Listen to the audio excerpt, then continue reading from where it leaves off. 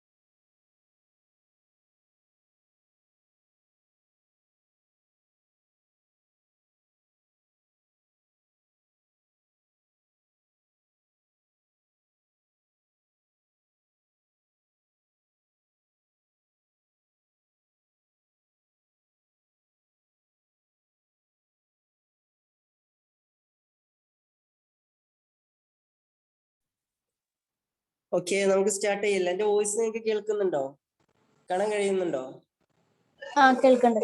Okay, അപ്പോ നമ്മള് കഴിഞ്ഞ ക്ലാസ്സിൽ ഏതുവരെയാണ് ഡീൽ ചെയ്തതെന്ന് ഓർക്കുന്നുണ്ടോ? കുറച്ച് ദിവസമായി നമ്മുടെ ബിസിനസിന്റെ ക്ലാസ് വന്നിട്ട് അതിനിടയിൽ നിങ്ങൾക്ക് അക്കൗണ്ടിങ്ങിന്റെ ക്ലാസ് കയറിയിട്ടുണ്ടായിരുന്നു. ഏതൊക്കെ ഭാഗങ്ങളായിരുന്നു നമ്മൾ ലാസ്റ്റ് ക്ലാസ്സിൽ ഡീൽ ചെയ്തിരുന്നത്? ഏതൊക്കെ ഭാഗങ്ങളായിരുന്നു?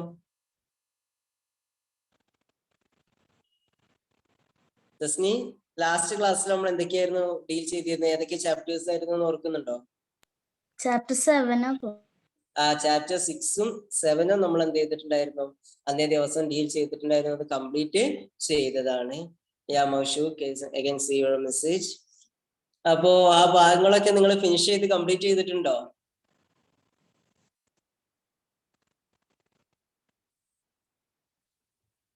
I think okay, everything cleared ആണ് എന്ന് പറയുന്നുണ്ട്, മെസ്സേജ് അയക്കുന്നുണ്ട്.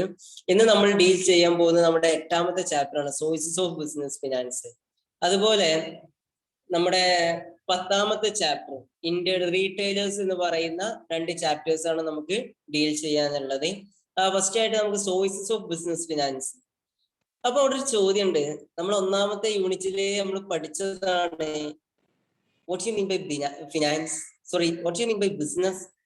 ഫിനാൻസിലേക്ക് വരുന്നതിന് മുന്നേ എന്താ ബിസിനസ് എന്ന് പറഞ്ഞാല്? എന്താ ബിസിനസ് എന്ന് പറഞ്ഞാല്?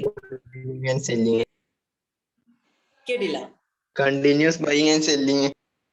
Continuous buying and selling. Continuous buying and selling. അങ്ങനെയാണെങ്കിൽ ഞാൻ ഒരു കാര്യം ചോദിക്കട്ടെ, ആൻസറിൽ തെറ്റൊന്നുമില്ല, ഒരു കാര്യം കൂടെ ആഡ് ചെയ്യാനുണ്ട്. കണ്ടിന്യൂസ് ബൈയിങ് ആൻഡ് സെല്ലിങ് എന്ന് പറയുമ്പോൾ ഒരു ഓട്ടോമൊബൈൽ ഇൻഡസ്ട്രിയെ സംബന്ധിച്ചിടത്തോളം, അതല്ലെങ്കിൽ മറ്റേതെങ്കിലും Rishan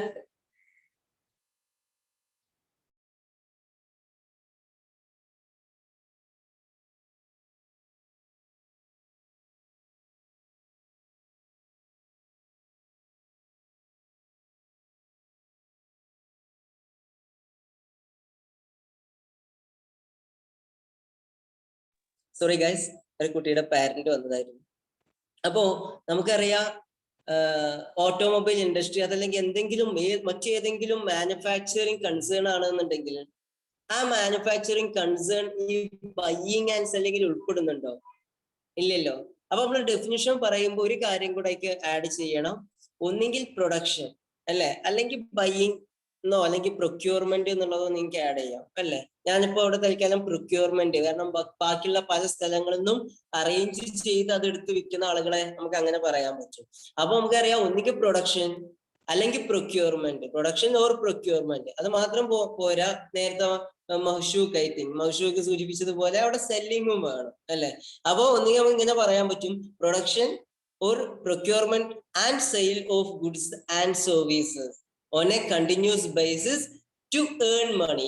goods and services Mahshook പറയുന്നുണ്ട്. അപ്പൊ പ്രൊഡക്ഷൻ ഓർ പ്രൊക്യൂർമെന്റ് അല്ലെ, production or procurement and sale of goods and services on a continuous basis for a monetary benefit എന്നുള്ളതോ അല്ലെങ്കിൽ ടു ഏൺ പ്രോഫിറ്റ് എന്നുള്ളതോ നമുക്ക് എന്ത് ചെയ്യാം, അതില് പറയാൻ പറ്റും. അതാണ് ബിസിനസ് എന്ന് പറയാം. സ്വാഭാവികമായിട്ടും അപ്പൊ സോഴ്സസ് ഓഫ് ബിസിനസ് ഫിനാൻസ് എന്ന് പറയുമ്പോൾ സോഴ്സസ് പറയുന്നതിന് മുന്നേ നമുക്ക് എന്ത് വേണം? We have to know what is business finance. എന്താ ബിസിനസ് ഫിനാൻസ് എന്ന് പറഞ്ഞാല്? എന്തായിരിക്കും ബിസിനസ് ഫിനാൻസ്? ബിസിനസ് എന്താന്ന് നമുക്കറിയാം. അപ്പൊ ബിസിനസ് ഫിനാൻസ് എന്തായിരിക്കും? പറയടോ, എന്തായിരിക്കും?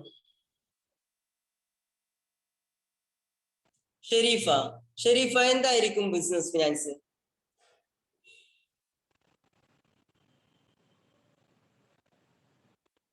ഐ തിങ്ക് ബിസിനസ് നമ്മള് എടുക്കണ പൈസ അങ്ങനെയാണ്, ക്യാപിറ്റലൊക്കെ ആയിട്ട്. ഓക്കെ, അപ്പൊ നമുക്കറിയാം ബിസിനസ് എന്താന്നുള്ളത് നമുക്കറിയാം.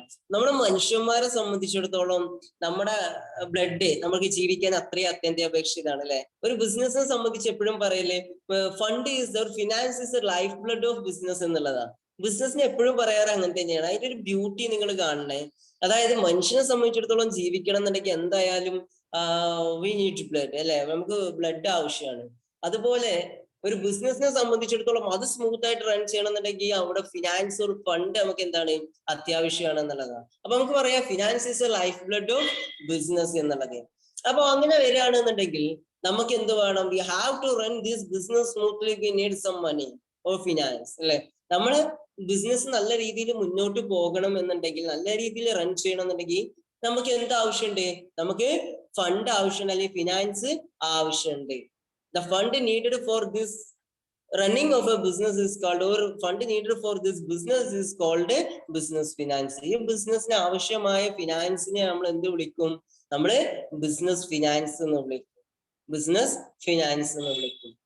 അപ്പോ ഈ ബിസിനസ് ഫിനാൻസ് നമുക്ക് പല മേഖലയിൽ നിന്ന്, നമ്മൾ ടോപ്പിക് തന്നെ, നമ്മുടെ ചാപ്റ്ററിന്റെ ടോപ്പിക് തന്നെ സോഴ്സസ് ഓഫ് ബിസിനസ് ഫിനാൻസ്. അതായത് നമ്മൾ ഈ ബിസിനസ് ഫിനാൻസ്, ഒരു ബിസിനസ് നമ്മൾ എന്ത് ചെയ്യാണ്, നമ്മള് കണ്ടെത്തി കഴിഞ്ഞാല് ആ ബിസിനസ് റൺ ചെയ്യുന്നതിന് ആവശ്യമായിട്ടുള്ള, ഒരു ബിസിനസ് നമ്മൾ സ്റ്റാർട്ട് ചെയ്ത് കഴിഞ്ഞാല് ആ ബിസിനസ് റൺ ചെയ്യുന്നതിന് ആവശ്യമായിട്ടുള്ള ഫണ്ട് നമുക്ക് പല സോഴ്സിൽ നിന്ന് എന്ത് ചെയ്യാൻ പറ്റും? നമുക്ക് കളക്ട് ചെയ്യാൻ പറ്റും. ആ സോഴ്സസിനെ നമുക്ക് എങ്ങനെ പറയാ? ഷോർട്ട് ടേം എന്ന് പറയാറുണ്ട്, ലോങ് ടേം എന്ന് പറയാറുണ്ട്. നമ്മളെ ബിസിനസിന് ആവശ്യമായ ഫണ്ട് നമ്മൾ റേസ് ചെയ്യുമ്പോ ശ്രദ്ധിച്ച് കേൾക്കണം. ഞാനിപ്പോ PPT റെഡി അല്ലാത്തത് കൊണ്ട് നിങ്ങൾക്ക് സ്ക്രീൻ ഷെയർ ചെയ്യുമ്പോൾ മീൻസ് PPT ഷെയർ ചെയ്യാല്ലാത്തത് കൊണ്ടാണ്. ഞാൻ PDF ഷെയർ ചെയ്യും. അപ്പൊ ആ PDF ഇത്ര വിശദീകരിച്ച് കാര്യങ്ങൾ പറയുന്നില്ല. അതുകൊണ്ടാണ് ഞാൻ എന്ത് ചെയ്തത്, അതിന്റെ ഒരു ഇൻട്രോ തന്നതിന് ശേഷം PDF ഷെയർ ചെയ്യാന്ന് വിചാരിച്ചത്. അപ്പൊ വേണമെന്നുണ്ടെങ്കിൽ നിങ്ങൾക്ക് എന്ത് ചെയ്യാം, നോട്ട് ചെയ്യപ്പെടാം കേട്ടോ. അപ്പൊ നമ്മൾ പറഞ്ഞുകൊണ്ടിരിക്കുന്നത് ഈ ഫിനാൻസ്, ഈ ബിസിനസിന് ആവശ്യമായിട്ടുള്ള ഈ ഫിനാൻസ് നമുക്ക് രണ്ട് രീതിയിൽ, രണ്ട് സോഴ്സസ് നമുക്ക് റേസ് ചെയ്യാൻ പറ്റും. ഷോർട്ട് ടേം സോഴ്സസും ലോങ് ടേം സോഴ്സസും. അപ്പൊ അതുകൊണ്ട് തന്നെ ബിസിനസ് ഫിനാൻസിനെ നമുക്ക് രണ്ട് രീതിയിൽ പറയാൻ പറ്റും. ഷോർട്ട് ടേം ഫിനാൻസും ലോങ് ടേം ഫിനാൻസും. ബിസിനസിന്റെ ഫിനാൻസ്, ബിസിനസ് എന്താന്ന് നിങ്ങൾക്കറിയാം, ബിസിനസിന്റെ ഫിനാൻസ് എന്താന്നുള്ളത് നിങ്ങൾക്കറിയാം. അതായത് ബിസിനസ് ഫിനാൻസ് എന്താന്നുള്ളത് നിങ്ങൾക്കറിയാം. The fund needed to run a business എന്നുള്ളതാണ് നമ്മൾ ബിസിനസ് ഫിനാൻസിന് ഏറ്റവും ഷോർട്ട് ആയിട്ട് പറഞ്ഞത്. ഈ ബിസിനസ് ഫിനാൻസ് തന്നെ നമുക്ക് രണ്ട് രീതിയിൽ നമുക്ക് എന്ത് ചെയ്യാൻ പറ്റും? ഈ ബിസിനസ് ഫിനാൻസിനെ ക്ലാസിഫൈ ചെയ്യാൻ പറ്റും. ഏതൊക്കെയാണ്? ഷോർട്ട് ടേം സോഴ്സസ് ഓഫ് ഫിനാൻസും long term sources of finance. ഒരു ബിസിനസിന്റെ ഫിനാൻസിലേക്ക് നമ്മൾ കടന്നു ചെല്ലുമ്പോൾ നമ്മൾ പറഞ്ഞു അവിടെ ഷോർട്ട് ടേം സോഴ്സസ് ഉണ്ട്, ലോങ് ടേം സോഴ്സസ് ഉണ്ട്. അപ്പൊ സ്വാഭാവികമായിട്ടും ഷോർട്ട് ടേമിൽ നമ്മളൊരു ഫിനാൻസ് റേസ് ചെയ്യുമ്പോൾ, ഷോർട്ട് ടേമിൽ എന്ന് പറഞ്ഞാൽ within 1 year or less than 1 year, 1 ഇയറിന്റെ ഉള്ളിൽ അല്ലെങ്കിൽ 1 ഇയറിന്റെ ഉള്ളിൽ നമ്മൾ എന്ത് ചെയ്യണം? അത് കൊടുത്ത് തീർക്കേണ്ടി വരും. നമ്മുടെ സോഴ്സ് എന്ന് പറയുമ്പോൾ നമ്മൾ എവിടുന്നോ ഫണ്ട് റേസ് ചെയ്യാണ് അല്ലെ, എവിടുന്നോ നമ്മൾ ഫണ്ട് എടുക്കുകയാണ്. ആ എടുക്കുന്ന ഫിനാൻസ് 1 വർഷം കൊണ്ട് നമ്മൾ തിരിച്ചും കൊടുക്കേണ്ടി വരും. അതല്ല long term source of finance എന്ന് പറഞ്ഞാൽ ഒന്നിലധികം വർഷങ്ങൾ ആ സോഴ്സ് നമ്മളെ കയ്യിൽ ആ ഫിനാൻസ് ഉണ്ടാകും. അല്ലെങ്കിൽ ആ ഫിനാൻസ് 1 വർഷം കഴിഞ്ഞതിന് ശേഷം, 1 വർഷത്തിന്റെ ഉള്ളിൽ എന്നില്ല, 1-ലേറെ വർഷങ്ങൾ കഴിഞ്ഞിട്ട് നമുക്ക് എന്ത് ചെയ്താൽ മതി? ആ ഫിനാൻസ് തിരിച്ചു കൊടുത്താൽ മതി. അപ്പൊ അതുകൊണ്ട് തന്നെ നമ്മൾ ഈ ബിസിനസ് ഫിനാൻസിനെ കുറിച്ച് പറയുമ്പോൾ ലോങ് ടേം സോഴ്സ് ഉണ്ട്, ഷോർട്ട് ടേം സോഴ്സ് ഉണ്ട് എന്ന് പറഞ്ഞു.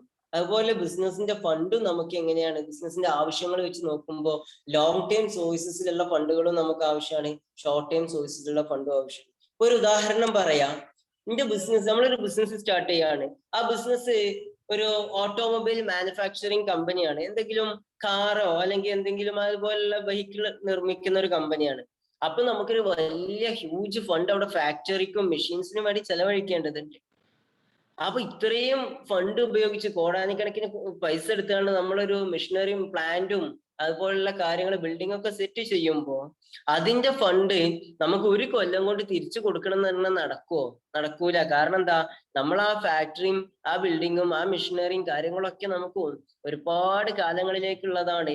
അതുകൊണ്ട് തന്നെ അതിൽനിന്ന് കിട്ടുന്ന അതിന്റെ ഒരു കോമ്പൻസേറ്റ് ചെയ്യുന്ന രീതിയിലേക്കുള്ള ഫണ്ട് നമുക്ക് ഒരുപാട് കാലം കഴിഞ്ഞിട്ട് നമ്മളെ കയ്യിലേക്ക് ഏൺ ചെയ്ത് വരുണ്ടാവുള്ളൂ. അപ്പൊ സ്വാഭാവികമായിട്ടും നമുക്ക് വേണ്ട ഫണ്ട് ലോങ് ടേം നേച്ചറും ഉണ്ടാവാം, ഷോർട്ട് ടേം നേച്ചറും ഉണ്ടാവാം. ഷോർട്ട് ടേം എന്ന് പറയുമ്പോൾ എന്തെങ്കിലും നമ്മളെ ഡേ ടു ഡേ എക്സ്പെൻസുകൾ അല്ലെങ്കിൽ ബിസിനസിന്റെ സ്മൂത്ത് ഫംഗ്ഷനിങ്ങിനൊക്കെ വേണ്ടിയിട്ടുള്ള ഫണ്ടുകൾ. അപ്പോ നമ്മൾ ഈ ഫിനാൻസ് ലോങ് ടേമും ഉണ്ട്, ഷോർട്ട് ടേമും ആവശ്യങ്ങളും ഉണ്ട്. ഷോർട്ട് ടേമിൽ വരുന്ന ബിസിനസ് ഫിനാൻസിന്റെ ആവശ്യങ്ങളെ നമ്മൾ എന്ത് പറയുന്നറിയോ? ഒരു സെക്കൻഡ്. ഷോർട്ട് ടേമിൽ വരുന്ന ഫിനാൻസിന്റെ ആവശ്യങ്ങളെ നമ്മൾ വർക്കിംഗ് ക്യാപിറ്റൽ എന്ന് പറയും. ലോങ് ടേമിൽ വരുമ്പോൾ നമ്മൾ അതിനെ long term source of fund അല്ലെങ്കിൽ ഈസിലി ക്യാപിറ്റൽ എന്നോ വിളിക്കാറുണ്ട്. ഷോർട്ട് ടേമിലെ ഫണ്ട് നമ്മൾ എന്ത് വിളിക്കും? വർക്കിംഗ് ക്യാപിറ്റൽ എന്ന് വിളിക്കും. ഇതൊന്നും നിങ്ങളെ പുസ്തകത്തിലെ ഡീറ്റെയിൽഡ് ആയിട്ട് പറയുന്നില്ല. അപ്പൊ ആ ബേസ് ഒന്ന് അറിഞ്ഞിരുന്നോട്ടെ എന്ന് കരുതി ഞാൻ ഷെയർ ചെയ്തു എന്നുള്ളത് മാത്രമാണ്. ഷോർട്ട് ടേമിലെ ഫണ്ട് നമുക്ക് വർക്കിംഗ് ക്യാപിറ്റൽ എന്ന് വിളിക്കും. അതായത് നമ്മളെ ബിസിനസിന്റെ ഡേ ടു ഡേ ഓപ്പറേഷന് വേണ്ടിയിട്ടുള്ള ഫണ്ടാണത്. എന്നാൽ ലോങ് ടേമിൽ വരുമ്പോൾ നമ്മൾ അതിനെ ക്യാപിറ്റൽ എന്നുള്ള രീതിയിലാണ് ട്രീറ്റ് ചെയ്ത് മുന്നോട്ട് പോകുന്നത്. അപ്പൊ ഈ വർക്കിംഗ് ക്യാപിറ്റൽ എന്തിനുള്ളതാണ്? Day to day expense meet ചെയ്യാന്നുള്ളതാണ്. അതുകൊണ്ട് തന്നെ ആ മിക്കവാറും വർക്കിംഗ് ക്യാപിറ്റലിന്റെ അറേഞ്ച്മെന്റ്സ് നമ്മൾ short term sources of fund ഉപയോഗിച്ചിട്ടാണ് ചെയ്യുക. നമുക്ക് ലോങ് ടേം സോഴ്സ് ബിസിനസിന് ആവശ്യമായിട്ടുള്ള ലോങ് ടേം സോഴ്സസ് നമ്മൾ long term source of fund എന്ന് തന്നെയാണ് നമ്മൾ എന്ത് ചെയ്യുക? ലോങ് ടേം ഫണ്ട് നമ്മൾ ലോങ് ടേം സോഴ്സ് തന്നെയാണ് എടുക്കുക. കാരണം എന്താന്ന് വെച്ച് കഴിഞ്ഞാല് long term fund short term source എടുത്തു കഴിഞ്ഞാല് സ്വാഭാവികമായിട്ടും ആ ബിസിനസിന്റെ ഫിനാൻസിനെ വന്ന് അത് അഡിക്റ്റാവുണ്ടാവുക. ഫിനാൻസ് ക്രൈസിസിലേക്ക്, ഫിനാൻഷ്യൽ ക്രഞ്ചിലേക്ക് അത് എന്ത് ചെയ്യും? നമ്മളെ കൊടുന്നെത്തിക്കും. അപ്പൊ ഇത്രയും കാര്യങ്ങളൊന്ന് നിങ്ങൾ ഓർത്ത് വെക്കുക. നമ്മൾ എന്ത് ചെയ്യാണ്? നമുക്ക് ആദ്യം നമുക്ക് ഇന്ന് ഡീൽ ചെയ്യാനുള്ള സിലബസിൽ എന്തൊക്കെ കാര്യങ്ങൾ ഉണ്ട് എന്നുള്ളത് നമുക്കൊന്ന് നോക്കാം കേട്ടോ.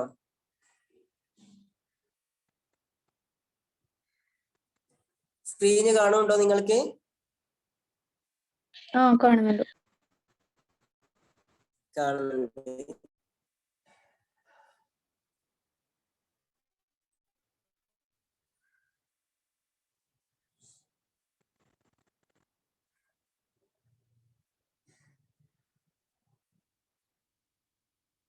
ഇതാണ് നമ്മുടെ സിലബസ് ഫോക്കസ് ഏരിയ പറയുന്നത്. അപ്പൊ ഈ ഫോക്കസ് ഏരിയയിൽ നമുക്ക് കാണാൻ കഴിയുന്നുണ്ട് അവിടെ സോഴ്സസ് ഓഫ് ബിസിനസ് ഫിനാൻസ്. ഈ സോഴ്സ് ഓഫ് ബിസിനസ് ഫിനാൻസ് അതിൽ നമുക്ക് എന്തൊക്കെ ഏരിയ ആണ് ഫോക്കസ് ഏരിയയിൽ നമുക്ക് സ്പെഷ്യലൈസ് ചെയ്ത് തന്നിട്ടുള്ളത്? സോഴ്സസ് ഓഫ് ഫിനാൻസ് പറയും. ആ സോഴ്സ് ഓഫ് ഫിനാൻസ് കഴിഞ്ഞാൽ പിന്നെ റീറ്റെയിൻഡ് ഏർണിങ്സ് ആണ്. പിന്നെ ഇഷ്യൂ ഓഫ് ഇക്വിറ്റി ഷെയറും പ്രിഫറൻസ് ഷെയറും പിന്നെ ഡിബെഞ്ചറും ആണ് പറയുന്നത്. അപ്പൊ ഞാൻ പറഞ്ഞ വർക്കിംഗ് ക്യാപിറ്റലോ കാര്യങ്ങളോ ഒന്നും ഇവിടെ ഇല്ല. ഞങ്ങൾക്കൊന്ന് ജസ്റ്റ് ഒന്ന് ആ വിഷയങ്ങളെ കുറിച്ചൊക്കെ, സോഴ്സസ് എങ്ങനെയാണ് വരുന്നത്, എങ്ങനെയാണ് നമ്മൾ ഷെയറിലും ഇക്വിറ്റിയിലും എത്തപ്പെടുന്നത് എന്നുള്ള കാര്യങ്ങളൊക്കെ ഒന്ന് മനസ്സിലായിക്കോട്ടെ എന്ന് കരുതിയിട്ട് ഷെയർ ചെയ്തു എന്നുള്ളത് മാത്രമാണ്. അപ്പൊ നമുക്കറിയാം ബിസിനസ് എന്ന് പറഞ്ഞാല് നമ്മൾ എന്താന്നുള്ളത് പറഞ്ഞു. ബിസിനസ് ഫിനാൻസ് എന്താന്നുള്ളത് നമ്മൾ ഓൾറെഡി എന്ത് ചെയ്തു? കവർ ചെയ്തു. സോഴ്സസ് ഓഫ് ഫിനാൻസുകൾ പറയുന്ന സമയത്താണ് ഞാൻ നിങ്ങളോട് പറഞ്ഞത് ഷോർട്ട് ടൈം സോഴ്സസും ഉണ്ട്, ലോങ് ടൈം സോഴ്സസും ഉണ്ട്. ഷോർട്ട് ടൈം സോഴ്സിന്റെ ഫണ്ടിനെ നമ്മൾ എന്ത് വിളിക്കും? Short time day to day expenditure meet ചെയ്യാനുള്ള ഫണ്ടിനെ നമ്മൾ എന്ത് വിളിക്കും? വർക്കിംഗ് ക്യാപിറ്റൽ എന്ന് വിളിക്കും എന്നുള്ള കാര്യങ്ങളും എന്ത് ചെയ്യുക? ഓർത്ത് വെക്കുക. നമുക്ക് PDF കടക്കാം. സർ അതൊക്കെ ക്വസ്റ്റ്യൻ ചോദിച്ചോ? എങ്ങനെയാ? അല്ല, അതിന് കണക്കാക്കി തിരിച്ച് അങ്ങനെ ക്വസ്റ്റ്യൻ ചോദിക്കോ? ഇല്ല. അത് സിലബസിൽ പോയിട്ട് പുസ്തകത്തിലും പറയുന്ന കാര്യങ്ങളല്ല. ഞാൻ അതിന്റെ ഒരു ബേസ് എവിടുന്നാണ് വരുന്നത് എന്നുള്ളത് അറിഞ്ഞോട്ടെ എന്ന് കരുതിയിട്ടാണ്. Source of finance, sources of fund classification നിങ്ങൾ ഇവിടെ കണ്ടോ? ഈ source of fund on the base of പീരീഡിന്റെ കേസിൽ നമുക്ക് ക്ലാസിഫൈ ചെയ്യാം, ഓൺ ദ ബേസ് ഓഫ് ഓണർഷിപ്പിൽ നമുക്ക് ക്ലാസിഫൈ ചെയ്യാം, ഓൺ ദ ബേസിസ് ഓഫ്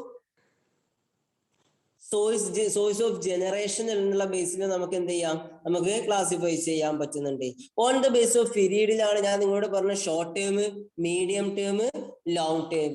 ഈ ഫിനാൻസ് എന്താന്നുള്ളത് നമുക്കറിയാം, ബിസിനസ് ഫിനാൻസ് എന്താന്നുള്ളത് അറിയാം.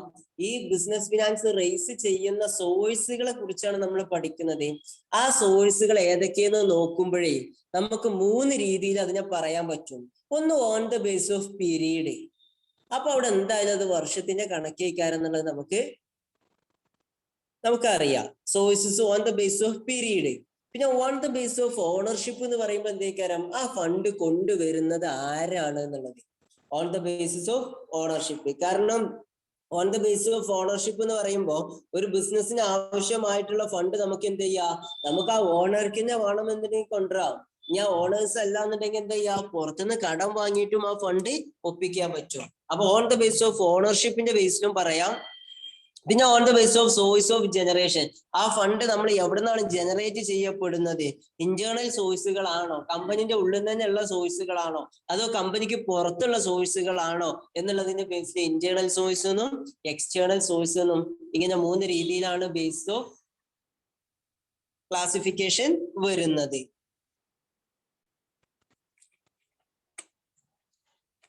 അതിൽ ഓൺ ദ ബേസ് ഓഫ് പീരീഡില് നമുക്ക് നോക്കുമ്പോ അവിടെ ഷോർട്ട് ടേം സോഴ്സ് കാണാൻ കഴിയുന്നുണ്ട്, മീഡിയം സോഴ്സ് കാണാൻ കഴിയുന്നുണ്ട്, ലോങ് ടേം സോഴ്സ് കാണാൻ കഴിയുന്നുണ്ട്. ഷോർട്ട് ടേം സോഴ്സ് എന്ന് പറഞ്ഞാൽ ലെസ് ദാൻ 1 ഇയറിലേക്കാണ്. അത് എപ്പോഴും ഓർത്ത് വെക്കണം. ഷോർട്ട് ടേം സോഴ്സ് എന്ന് പറയുന്നത് ലെസ് ദാൻ 1 ഇയർ ആണ്. അതിൽ ഏതൊക്കെയാ പോയിന്റ്സുകളാണ് പറയുന്നത്? ട്രേഡ് ക്രെഡിറ്റ് പറയുന്നുണ്ട്. നമ്മൾ എന്ത് ചെയ്യാണ്, നമ്മൾ എടുക്കുന്ന കടങ്ങള് ട്രേഡ് ക്രെഡിറ്റ് എന്ന് പറയുമ്പോൾ നമ്മളിപ്പോ പർച്ചേസ് ചെയ്യാണ് ഒരു സാധനം. നമ്മൾ പർച്ചേസ് ചെയ്യുന്ന സമയത്ത് നമുക്ക് എന്താണ്, ചിലപ്പോൾ അവിടെ ക്യാഷ് കൊടുക്കേണ്ടി വരൂല. നമുക്ക് ഇവിടെ സെയിൽ ആയതിനു ശേഷം ഞാൻ സപ്ലയർക്ക് ഇപ്പൊ ക്യാഷ് തരാം എന്നുള്ള രീതിയിൽ നമുക്ക് പറയാൻ പറ്റും. അപ്പോ നമ്മൾ അയാൾക്കുള്ള പേയ്മെന്റ് കുറച്ച് സമയം കഴിഞ്ഞതിന് ശേഷം നമ്മൾ എന്ത് ചെയ്താൽ മതി, പേയ്മെന്റ് നടത്തിയാൽ മതി. അത് നമുക്കൊരു രീതിയിൽ നമുക്കൊരു കടമാണ്, ക്രെഡിറ്റ് ആണ്, അതൊരു സോഴ്സ് ആണെന്നുള്ളത് പറയാൻ പറ്റും. കാരണം നമ്മളെ കയ്യിലേക്ക് ഫണ്ട് വന്നില്ലെങ്കിലും നമ്മളെ കയ്യിൽ നിന്ന് ഫണ്ട് പോകുന്നത് നമുക്ക് കുറച്ച് സമയത്തേക്ക് എന്ത് ചെയ്യാണ്ട് തടഞ്ഞു വെക്കപ്പെടാൻ കഴിയുന്നുണ്ട്. അതുപോലെ നമുക്ക് ബാങ്കിലും അതുപോലെയുള്ള കാര്യങ്ങളിലൊക്കെ ചെന്നിട്ട് ബാങ്ക്സ് അവിടെ പറയുന്നുണ്ട്, ബാങ്കിൽ ചെന്നിട്ട് അല്ലെങ്കിൽ മറ്റേതെങ്കിലും ഫിനാൻഷ്യൽ ഇൻസ്റ്റിറ്റ്യൂഷൻസിൽ ചെന്നിട്ട് നമുക്ക് എന്ത് ചെയ്യാൻ പറ്റും, നമുക്ക് ഷോർട്ട് ടേമിലേക്ക്, അതായത് 1 ഇയറിന്റെ ഉള്ളിൽ ഞാൻ പേയ്മെന്റ് നടത്തിക്കോളാം എന്നുള്ള രീതിയിൽ നമുക്ക് എന്ത് ചെയ്യും, ലോണുകൾ കിട്ടാനുള്ള സാധ്യതകളുണ്ട്. അതാണ് ട്രേഡ് ക്രെഡിറ്റും ബാങ്ക്സും പറയുന്നത്. പിന്നെ എന്താ ഫാക്ടറിങ് എന്നറിയോ? ഫാക്ടറിങ് എന്താണെന്നറിയോ?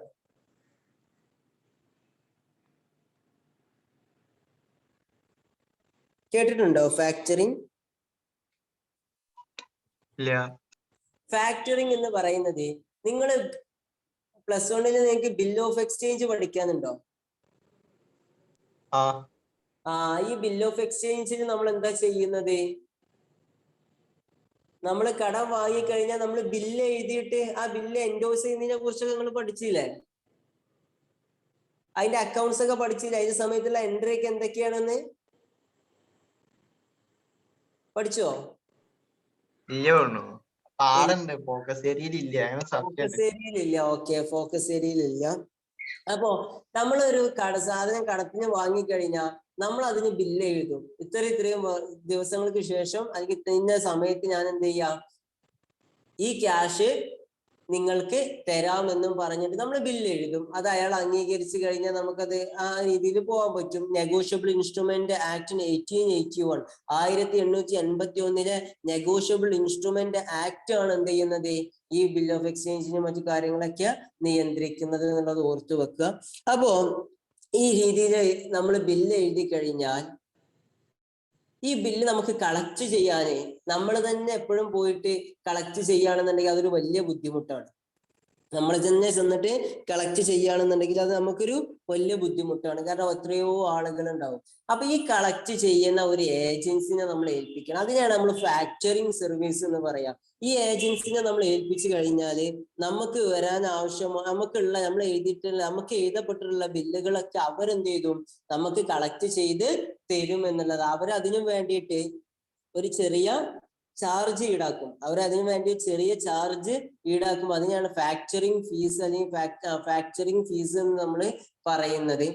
അപ്പോ ഈ രീതിയിൽ നമുക്ക് കിട്ടാനുള്ള കടങ്ങളൊക്കെ ഒരാൾ നമുക്ക് എന്ത് ചെയ്യാണ്, കളക്ട് ചെയ്ത് തരാണെങ്കിൽ നമുക്ക് അതും നമ്മുടെ ബിസിനസിനെ സംബന്ധിച്ചിടത്തോളം ഒരു ഫണ്ടിന്റെ സോഴ്സ് ആയിട്ട് പറയാൻ പറ്റും. പിന്നെ commercial paper, certificate of deposit, money at call and short notice എന്നൊക്കെ പറയുന്ന ഒരുപാട് സെക്യൂരിറ്റീസ് നമ്മൾ ഷോർട്ട് ടൈം ഫണ്ട് റേസ് ചെയ്യാൻ നമുക്ക് അവൈലബിൾ ആയിട്ടുണ്ട് എന്നുള്ളത് ഓർത്ത് വെക്കുക. അതിൽ പെട്ടുള്ള ഒരു സെക്യൂരിറ്റിയാണ് എന്ത്, കൊമേഴ്ഷ്യൽ പേപ്പർ എന്ന് പറയുന്നത്. നമുക്ക് അതിന് ഡീറ്റെയിൽഡ് ആയിട്ട് നമുക്ക് അതിനെക്കുറിച്ച് പഠിക്കാനില്ല. അടുത്തത് വരുന്നതാണ് medium term finance. Fund required for A period exceeding 1 year but less than 5 year. നിങ്ങൾ അവിടെ ശ്രദ്ധിക്കണേ, ഞാൻ short term source of finance നിങ്ങൾക്ക് പറഞ്ഞു തന്നത് എത്രയാണ്, 1 വർഷത്തിന് ഉള്ളിൽ എന്നുള്ളതാണ്. എന്നാൽ മീഡിയം ടേം ഫിനാൻസ് എന്ന് പറയുമ്പോൾ 1 വർഷത്തിന്റെയും 5 വർഷത്തിന്റെയും ഇടയിൽ വരുന്ന ഫിനാൻസുകളെയാണ് എന്ത് പറയുന്നത്, നമ്മളെ സോഴ്സുകളെയാണ് നമ്മൾ മീഡിയം ടേം സോഴ്സ് എന്ന് പറയുന്നത്.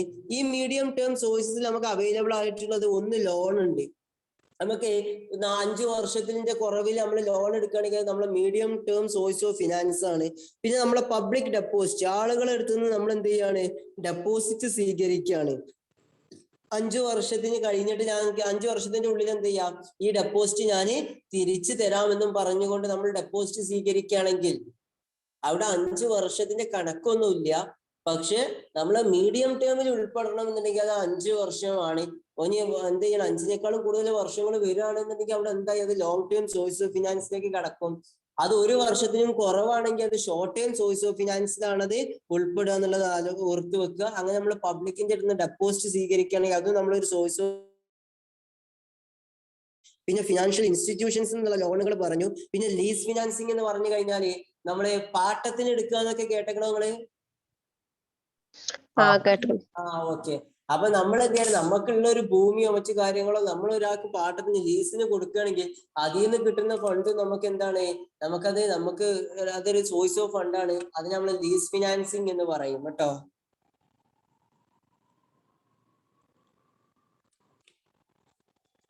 അത് കഴിഞ്ഞാൽ വരുന്നതാണ് long term source of fund, long term source of finance.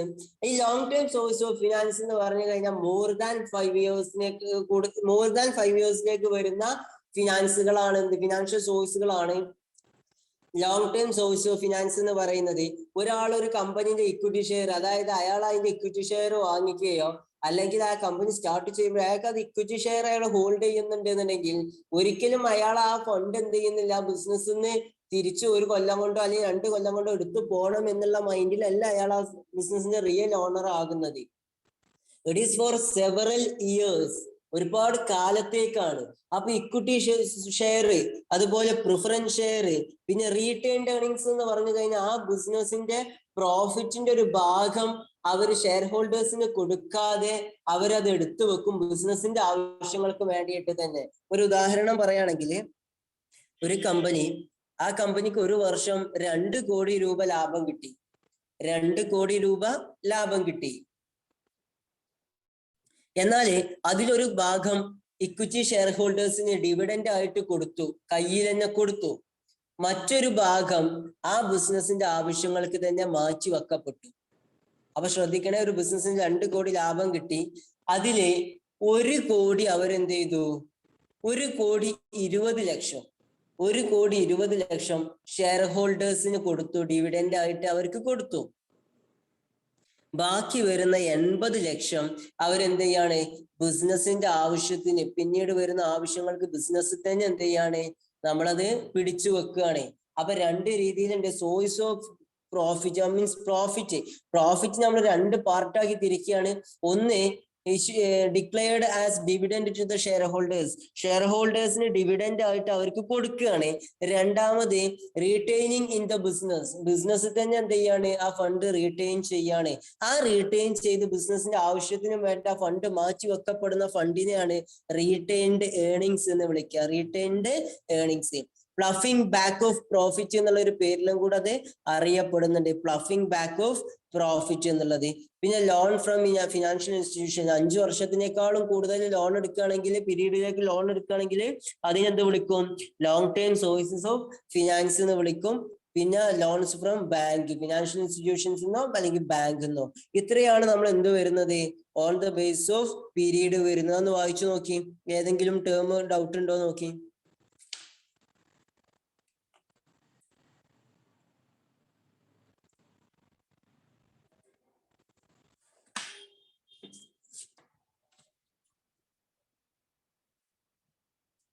On the basis of period okay ആണോ? ഇമ്പോർട്ടന്റ് ആണോ ചോദിച്ചാൽ, സോഴ്സസ് ഓഫ് ബിസിനസ് ഫിനാൻസ് ചോദ്യം വന്നു കഴിഞ്ഞാല് അത് നമ്മളെ ഇതിൽ പറയുന്നുണ്ട്. ഫോക്കസ് ഏരിയയിൽ സോഴ്സസ് ഓഫ് ഫിനാൻസ് ഒരു ചോദ്യമാണ്, മീൻസ് ഒരു പോയിന്റ് ആയിട്ട് പറയുന്നുണ്ട്. അതുകൊണ്ടാണ് ഞാൻ ഇത്രയും ഡീറ്റെയിൽഡ് ആയിട്ട് എക്സ്പ്ലെയിൻ ചെയ്യുന്നത് കേട്ടോ. എക്സാമ്പിൾ ഒക്കെ ചോദിച്ചു കാണുണ്ടാവോ? എക്സാമ്പിൾ ചോദിക്കൊന്നുമില്ല, പക്ഷെ നിങ്ങളോടിപ്പോ ഒരു 4 മാർക്കിനോ അല്ലെങ്കിൽ 5 മാർക്കിനോ ഒക്കെ സോഴ്സസ് ഓഫ് ഫിനാൻസ് ചോദ്യം വന്നു കഴിഞ്ഞാൽ, what are the source of finance എന്ന് ചോദ്യം വന്നു കഴിഞ്ഞാൽ ഈ ക്ലാസിഫിക്കേഷൻ നിങ്ങൾ എന്ത് ചെയ്യേണ്ടി വരും, കാണിച്ചു കൊടുക്കേണ്ടി വരും. Okay sir. ഓക്കെ. പിന്നെ വരുന്നത് on the basis of ownership ആണ്. ഒരു ബിസിനസിനെ നിങ്ങളൊന്ന് ആലോചിച്ച് നോക്കിയാ, ഒരു ബിസിനസിനെ സംബന്ധിച്ചിടത്തോളം ആ ബിസിനസിന്റെ ഓണേഴ്സ് ഉണ്ടാകും അല്ലെ. ഈ ഓണേഴ്സ് ചിലപ്പോൾ ആ ബിസിനസ്സിലേക്ക് എന്ത് ചെയ്യും, ഫണ്ട് കൊണ്ടുവരും. പക്ഷെ എല്ലാ ഫണ്ടും ആ ഓണർ മാത്രമാണോ കൊണ്ടുവരിക? എല്ലാ ഫണ്ടും ആ ഓണർക്ക് കൊണ്ടുവരാൻ പറ്റുമോ? ഒരു ഉദാഹരണം, ഞാൻ സ്റ്റാർട്ട് ചെയ്യുന്ന ഒരു ഓട്ടോമൊബൈൽ കമ്പനി ആണെങ്കിൽ, അല്ലെങ്കിൽ ഒരു മൈനിങ് കമ്പനി ആണെങ്കിൽ, അതിനൊക്കെ ഒരുപാട് ഹ്യൂജ് ഇൻവെസ്റ്റ്മെന്റ് ആവശ്യമാണ് അല്ലേ? നമ്മൾ ചിന്തിക്കുന്നതിനും അപ്പുറത്തേക്ക് അത്രയും വലിയൊരു സംഖ്യ, ഭീമമായ തുക നമുക്ക് അതിന് എന്ത് ചെയ്യുന്നുണ്ട്, ചെലവ് വരുന്നുണ്ട്. It's not possible to contribute all this money by a single owner. ഒരു സിംഗിൾ ഓണർക്ക് എന്ത് ചെയ്യാൻ പറ്റൂല, ചിലപ്പോൾ ആ ഫണ്ട് മുഴുവൻ എന്ത് ചെയ്യാൻ പറ്റൂല, കോൺട്രിബ്യൂട്ട് ചെയ്യാൻ പറ്റില്ല. At that time he have to depend some other sources അല്ലെ? ആ സമയത്ത് അദ്ദേഹത്തിന് എന്ത് ചെയ്യേണ്ടി വരും, പുറത്തുനിന്ന് കുറച്ച് ഫണ്ട്, പുറത്തുനിന്നുള്ള ഫണ്ടിന്റെ സോഴ്സിന് എന്ത് ചെയ്യേണ്ടി വരും, ആശ്രയിക്കേണ്ടി വരും. So in that way the sources of finance is classified into two based on the ownership. അങ്ങനെ നോക്കണമെങ്കിൽ ഓണർഷിപ്പിനെ എന്ത് ചെയ്യണ്ടേ, രണ്ട് രീതിയിൽ, ഓണർഷിപ്പിന്റെ ബേസിൽ രണ്ട് രീതിയിൽ സോഴ്സ് ഓഫ് ഫിനാൻസിനെ ക്ലാസിഫൈ ചെയ്യുന്നുണ്ട്. അത് ഏതൊക്കെയാണ്? ഓണേഴ്സ് ഫണ്ടും ബോറോവ്ഡ് ഫണ്ടും. ഓണേഴ്സ് ഫണ്ട് എന്ന് പറഞ്ഞു കഴിഞ്ഞാല് ആ ഓണർ കോൺട്രിബ്യൂട്ട് ചെയ്യുന്ന, ആ ഓണർ കൊണ്ടുവരുന്ന ഫണ്ട്. ബോറോവ്ഡ് ഫണ്ട് എന്ന് പറഞ്ഞു കഴിഞ്ഞാൽ അയാൾ പുറത്തുനിന്ന് കടം വാങ്ങിക്കുന്ന fund. If you borrow money from outside, definitely you have to pay something as consideration and it is known as loan interest അല്ലെ, അല്ലെങ്കിൽ ഇൻട്രസ്റ്റ്. നമുക്ക് എന്തായാലും നമ്മൾ പുറത്തുനിന്നാണ് കടം വാങ്ങിച്ചു കൊണ്ടുവരുന്നത് എന്നുണ്ടെങ്കിൽ അതിന് മിക്കവാറും നമ്മൾ എന്ത് ചെയ്യേണ്ടി വരും, അവർക്ക് എന്തെങ്കിലും തിരിച്ചു കൊടുക്കേണ്ടി വരും. ഇൻട്രസ്റ്റ് ആയിട്ട് നമ്മൾ തിരിച്ചു കൊടുക്കേണ്ടി വരും, പലിശയായിട്ട് നമ്മൾ കൊടുക്കേണ്ടി വരും. അപ്പോ നമ്മൾ ഓണേഴ്സിന്റെ ഫണ്ടും ഉണ്ട്, ഓണേഴ്സ് കോൺട്രിബ്യൂട്ട്, അതായത് മുതലാളിമാർ കോൺട്രിബ്യൂട്ട് ചെയ്യുന്ന ഫണ്ടും ഉണ്ട്, ബോറോവ്ഡ് ഫണ്ടും ഉണ്ട്. അതിൽ ഓണേഴ്സ് കോൺട്രിബ്യൂട്ട് ചെയ്യുന്ന ഫണ്ടിനെയാണ് എന്ത് പറയുന്നത്, അതിൽ ഉൾപ്പെടുന്നതാണ് എന്ത്, ഇക്വിറ്റി ഷെയറും റീറ്റെയിൻഡ് ഏർണിങ്സും. Equity share we know that these are the real owners of the business. ബിസിനസിന്റെ റിയൽ ഓണേഴ്സ് എന്ന് അറിയപ്പെടുന്നത് ആരാണ്? ഇക്വിറ്റി ഷെയർ ഹോൾഡേഴ്സ് ആണ്. പിന്നെ റീറ്റെയിൻഡ് ഏർണിങ്സ് നമ്മൾ ഓൾറെഡി പറഞ്ഞു. എന്തായിരുന്നു റീറ്റെയിൻഡ് ഏർണിങ്സ്? ഒരു തുക നമ്മൾ മാറ്റി വെക്കല്ലേ ബിസിനസ്. അതെ, നമുക്ക് കിട്ടുന്ന ലാഭത്തില് ഡിവിഡൻഡ് ആയിട്ട് കൊടുത്തതിന്റെ ബാക്കി ഒരു തുക നമ്മൾ എന്ത് ചെയ്യും, നമ്മൾ എന്ത് ചെയ്യും, ആ ബിസിനസിന്റെ കമ്മിങ് നീഡ്സിനും വേണ്ടിയിട്ട്, ഭാവിയിലുള്ള ആവശ്യങ്ങൾക്കും വേണ്ടി നമ്മൾ നീക്കി വെക്കപ്പെടും. ആ നീക്കി വെക്കുന്നതിനാണ് എന്ത് പറയുന്നത്, റീറ്റെയിൻഡ് ഏർണിങ്സ് എന്ന് പറയുന്നത്. The portion of profit which is not distributed to the shareholders as dividend, instead it is retained in the business. See, retained earnings are those earnings or are those portion of profit which is not distributed to the shareholders as dividend. Dividend ആയിട്ട് ഷെയർഹോൾഡേഴ്സിന് issue ചെയ്യപ്പെടാത്ത പ്രോഫിറ്റിന്റെ ഭാഗമാണ് retained earnings എന്ന് പറയുന്ന. ബിസിനസിന്റെ coming നീഡ്സിനും വേണ്ടിയിട്ട് എന്ത് ചെയ്യാണ്, മാറ്റി വെക്കപ്പെടുകയാണ്. ഇത് രണ്ടുമാണ് എന്ത് പറയുന്നത്, ഓണേഴ്സ് ഫണ്ട് എന്ന് പറയുന്നത്. എന്നാൽ അതേസമയം ഡിബെഞ്ചർ, കടപ്പത്രം അല്ലെ, ഡിബെഞ്ചർ, അതുപോലെ ലോൺസ് ഫ്രം ബാങ്ക്സ്. ഞാൻ ഡിബെഞ്ചർ കൂടുതൽ വിശദീകരിക്കാതെ നമുക്ക് ഡീറ്റെയിൽഡ് ആയിട്ട് പറയാൻ ഈ ചാപ്റ്ററിൽ തന്നെ വരുന്നുണ്ട്. പിന്നെ ബാങ്കിന്റെ അടുത്ത് നിന്ന് കടം വാങ്ങുകയാണെങ്കിൽ, അതല്ലെങ്കിൽ ഫിനാൻഷ്യൽ ഇൻസ്റ്റിറ്റ്യൂഷന്റെ നിന്ന് കടം വാങ്ങുകയാണെങ്കിൽ, അതല്ലെങ്കിൽ പബ്ലിക്കിന്റെ അടുത്ത് നിന്ന് കടം വാങ്ങുകയാണെങ്കിൽ, അല്ലെങ്കിൽ നേരത്തെ പറഞ്ഞ ലീസ് ഫിനാൻസിങ്. ലീസ് ഫിനാൻസിങ് എന്ന് പറയുമ്പോൾ ഒരു കാര്യം ശ്രദ്ധിക്കണം. ഞാൻ നേരത്തെ പറഞ്ഞ ലീസിൽ ഞാൻ എന്തിനോട് പറഞ്ഞിരുന്നത്, ലീസ് നമ്മൾ എന്ത് ചെയ്യാണ്, പാട്ടത്തിന് കൊടുത്ത് നമുക്ക് കിട്ടുന്ന വരുമാനം എന്നുള്ളതാണ്. എന്നാൽ അതേസമയം നമ്മൾ പാട്ടത്തിന് ഭൂമി എടുക്കുകയാണെങ്കിലും നമുക്കത് എന്ത് പറയാൻ പറ്റും, നമുക്കൊരു ടൈപ്പ് ഓഫ് ഫണ്ടായിട്ട് പറയാൻ പറ്റും. പിന്നെ കൊമേഴ്ഷ്യൽ പേപ്പർ, ഇതൊക്കെ നമ്മൾ എന്ത് ചെയ്യാണ്, പുറത്തുനിന്ന് പൈസ കടം വാങ്ങുകയാണ് എന്നുള്ളതാണ്. അപ്പൊ നേരത്തെ നമ്മൾ പറഞ്ഞ on the basis of period ആയാലും short term, medium term, long term ആണെങ്കിൽ, ഇവിടെ ഓൺ ദ ബേസിസ് ഓഫ് ഓണർഷിപ്പിൽ നമ്മൾ എന്ത് ചെയ്തു, ബോറോവ്ഡ് ഫണ്ടും ഓണേഴ്സ് ഫണ്ടും തമ്മിൽ പറയുകയാണ് ഉണ്ടായത്. ഇതേ ക്ലാസിഫിക്കേഷൻ തന്നെയാണ് on the base of source of generation വരുന്നത്. ഇന്റേണൽ സോഴ്സും എക്സ്റ്റേണൽ സോഴ്സും. ഇന്റേണൽ സോഴ്സ് എന്ന് പറഞ്ഞു കഴിഞ്ഞാൽ എന്താണ്, നമ്മളെ ഫണ്ട്, ബിസിനസിന്റെ ഉള്ളിൽ നിന്നുള്ള ഫണ്ടേനെ. അത് പറയുമ്പോൾ ഇക്വിറ്റി ഷെയറും റീറ്റെയിൻഡ് ഏർണിങ്സും ആണ് അതിൽ വരുന്നത്. എക്സ്റ്റേണൽ സോഴ്സ് പറഞ്ഞാൽ ബിസിനസിന്റെ പുറത്തുനിന്ന് നമ്മൾ ഫണ്ട് റേസ് ചെയ്യുകയാണെങ്കിലാണ്. അപ്പൊ ഈ പറഞ്ഞ എല്ലാ ഐറ്റും എന്ത് ചെയ്യുന്നുണ്ട്, ട്രേഡ് ക്രെഡിറ്റും ഫാക്ടറിങ്ങും കൊമേഴ്ഷ്യൽ പേപ്പറും ലീസും പബ്ലിക് ഡെപ്പോസിറ്റും പ്രിഫറൻസ് ഷെയർസും ലോണും ഫിനാൻഷ്യൽ ഇൻസ്റ്റിറ്റ്യൂഷൻസ് എന്നുള്ള ലോണും ഒക്കെ നമ്മൾ എക്സ്റ്റേണൽ സോഴ്സസ് ആയിട്ട് നമുക്ക് പറയാൻ പറ്റുന്നുണ്ട് എന്നുള്ളതാണ്. അന്ന് വായിച്ചു നോക്കിയിട്ട് എന്തെങ്കിലും കൺഫ്യൂഷൻ ഉണ്ടെങ്കിൽ ചോദിച്ചോളൂ കേട്ടോ. Sources of swords classification. മൂന്ന് രീതി ക്ലാസിഫൈ ചെയ്തു. On the base of period, on the base of ownership, on the base of source of generation.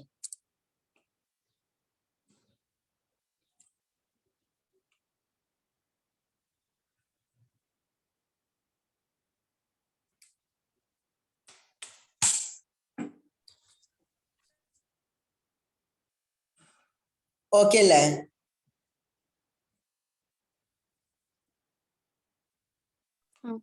ആ ആ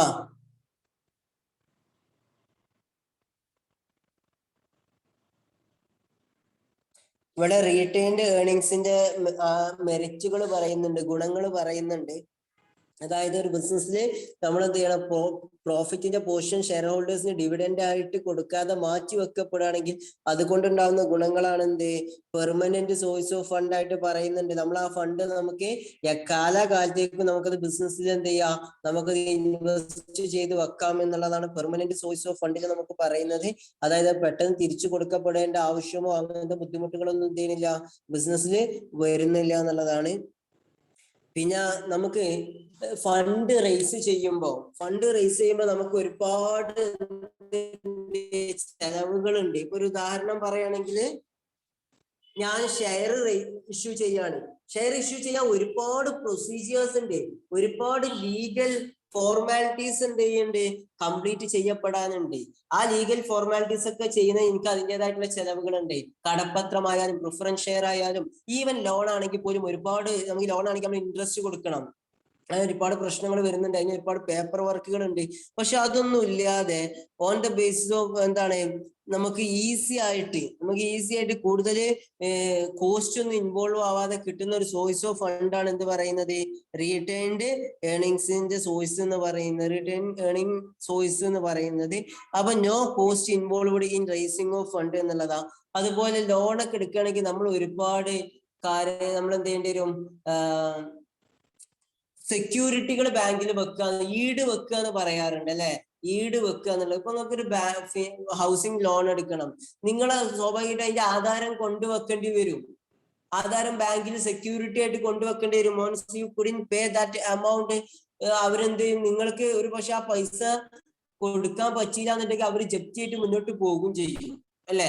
അപ്പൊ അതിന് നമ്മൾ എന്ത് ചെയ്യണം, അവർക്ക് ഒരു സെക്യൂരിറ്റി ഈട് കൊടുക്കേണ്ട ആവശ്യമുണ്ട്. But for this source of finance we don't need any kind of securities, because we are just ploughing back the profit അല്ലെ. നമ്മൾ പ്രോഫിറ്റ് കിട്ടിയെന്ന് നമ്മൾ കുറച്ച് പിടിച്ചു വെക്കുകയാണ് ചെയ്യുന്നത്. അതുകൊണ്ട് തന്നെ നമുക്ക് ഒരു സെക്യൂരിറ്റി ഒന്നും എന്ത് ചെയ്യേണ്ട, വെക്കേണ്ട ആവശ്യം വരുന്നില്ല. It makes company financially strong എന്നുള്ളതാണ്. നമുക്ക് കോസ്റ്റ് എന്ത് ചെയ്യാണ്, കൂടുതൽ കോസ്റ്റ് ചെലവാകുന്നില്ല.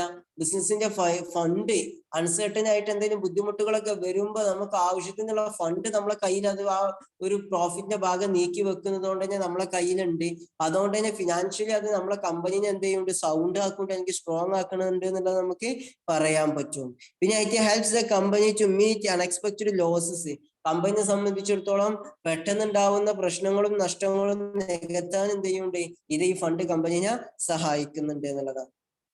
പിന്നെ അതിന് ലിമിറ്റേഷൻസ് ആയിട്ട് പറയുന്നത്, ഒരുപാട് ഇങ്ങനെ പ്രോഫിറ്റിന് ഷെയർ ഹോൾഡേഴ്സിന് കൊടുക്കാതെ പിടിച്ചു വെച്ച് കഴിഞ്ഞാൽ ഷെയർ ഹോൾഡേഴ്സ് എന്ത് ചെയ്യും, അവര് ഡീമോട്ടിവേറ്റ് ആവും എന്നുള്ള, അല്ലെങ്കിൽ ഡിസാറ്റിസ്ഫൈഡ് ആവും. അവര് എന്താണ്, അവർക്ക് ചെറിയ അസൗകര്യങ്ങൾ അത് ഉണ്ടാക്കാനുള്ള സാധ്യത, ഇഷ്ടക്കേടുകൾ ഉണ്ടാക്കാനുള്ള സാധ്യത ഉണ്ട് എന്നുള്ളത് ഓർത്തു വെക്കുക. It is an uncertain source of fund as the profit of business is fluctuating. നമുക്കറിയാം ഒരു കമ്പനിയെ സംബന്ധിച്ചിടത്തോളം ലാഭം എന്ന് പറയുന്നത് എല്ലാ വർഷവും ലാഭം നല്ല എമൗണ്ട് കിട്ടിക്കൊള്ളണം എന്നില്ല. അപ്പൊ നമുക്ക് ഇതൊരു പെർമനന്റ് സോഴ്സ് ആണെങ്കിൽ പോലും ഇത് കിട്ടുന്നത് എന്തായാലും കിട്ടും എന്നുള്ള ഒരു ഉറപ്പ് നമുക്ക് പറയാൻ പറ്റൂല, അല്ലെങ്കിൽ ഇത്ര എമൗണ്ട് കിട്ടും എന്നുള്ളത് നമുക്ക് പറയാൻ പറ്റൂല. കാരണം പ്രോഫിറ്റിന്റെ ഒരു ഭാഗം മാത്രമാണ്. പ്രോഫിറ്റ് ഉണ്ടാവുമോ ഇല്ല എന്നുള്ള ഡൗട്ടാണ്. ഉണ്ടായാൽ തന്നെ എത്ര പ്രോഫിറ്റ് ഉണ്ടാവും എന്നുള്ള ഡൗട്ടാണ്. അതുപോലെ ഷെയർ ഹോൾഡേഴ്സിന്റെ അടുത്ത് അവർക്ക് ഡിവിഡൻഡ് കിട്ടാനും വേണ്ടിയിട്ടുള്ള ഡിമാൻഡും പ്രഷറും അത് വേറെ വരുന്നുണ്ട്. അപ്പൊ ഇത്രയും കാര്യങ്ങൾ എന്ത് ചെയ്യണ്ടേ, നമ്മുടെ റീറ്റെയിൻഡ് ഏർണിങ്സിന്റെ ഭാഗമായിട്ട് നിങ്ങൾ ശ്രദ്ധിക്കേണ്ടതുണ്ട്.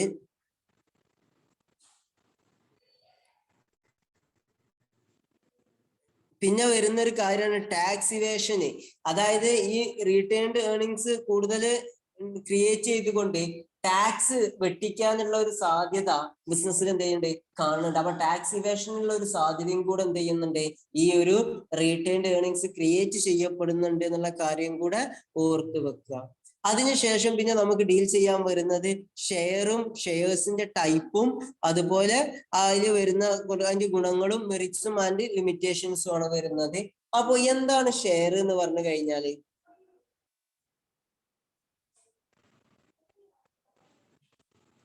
എന്താണ് ഷെയർ ക്യാപിറ്റൽ എന്ന് പറയുന്നത്? നിങ്ങൾക്ക് അറിയോ? What you mean by share capital? അറിയുന്നത് പറഞ്ഞോളൂ.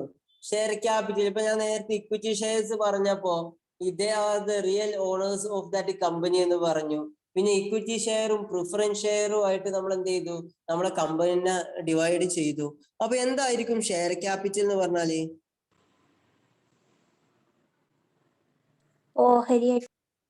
ഓഹരികളെ. ഓക്കെ, അപ്പൊ നമുക്ക് എന്ത് പറയാ? The capital obtained or through the issue of share is called share capital. Shares issue ചെയ്തുകൊണ്ട്, അതായത് ഷെയർ എന്ന് പറയുമ്പോൾ നമുക്കറിയാം അതെന്താണ്, ഒരു സർട്ടിഫിക്കറ്റ് ആണ്.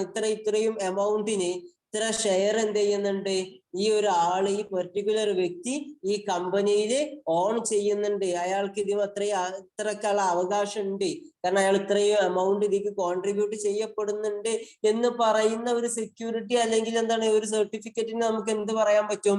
ഷെയർ എന്നുള്ളത് പറയാൻ പറ്റും. അപ്പൊ ഫിസിക്കൽ ഫോർമാറ്റിലാണോ എന്ന് ചോദിച്ചു കഴിഞ്ഞാൽ ഫിസിക്കൽ ഫോർമാറ്റിലായിരുന്നു. പക്ഷെ ഇപ്പൊ എന്താണ്, ഓൺലൈൻ സിസ്റ്റത്തിലൂടെയാണ് കാര്യങ്ങൾ നടക്കുന്നത്. ഡിമാറ്റ് അക്കൗണ്ട് പ്രിപ്പയർ ചെയ്തിട്ട് ഡിമെറ്റീരിയലൈസേഷനെ കുറിച്ചൊക്കെ നിങ്ങൾ ഇനി വരുന്ന ക്ലാസ്സുകളിൽ എന്ത് ചെയ്യും, ഡീറ്റെയിൽഡ് ആയിട്ട് പഠിക്കുക തന്നെ ചെയ്യും.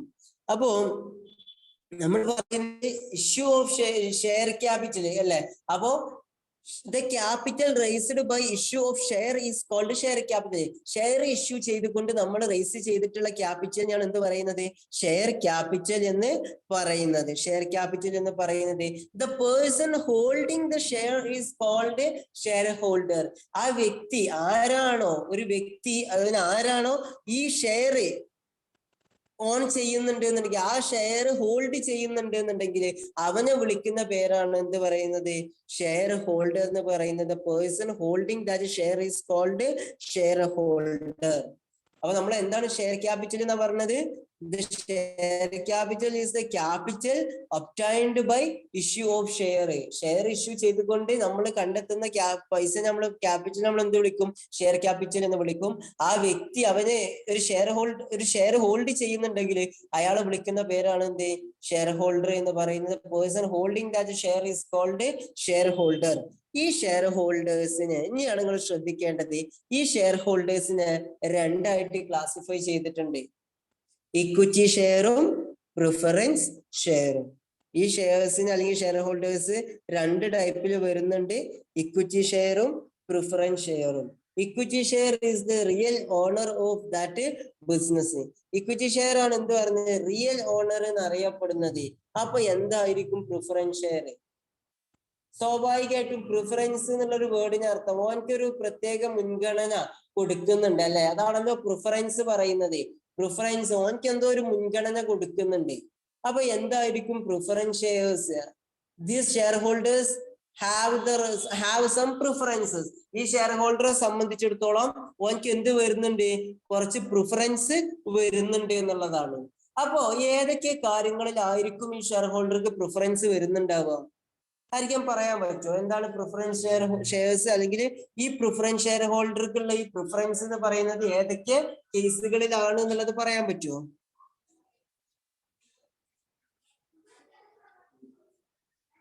ഏതൊക്കെ കേസുകളിലായിരിക്കും അയാൾക്ക് പ്രിഫറൻസ് ഉണ്ടാവുക?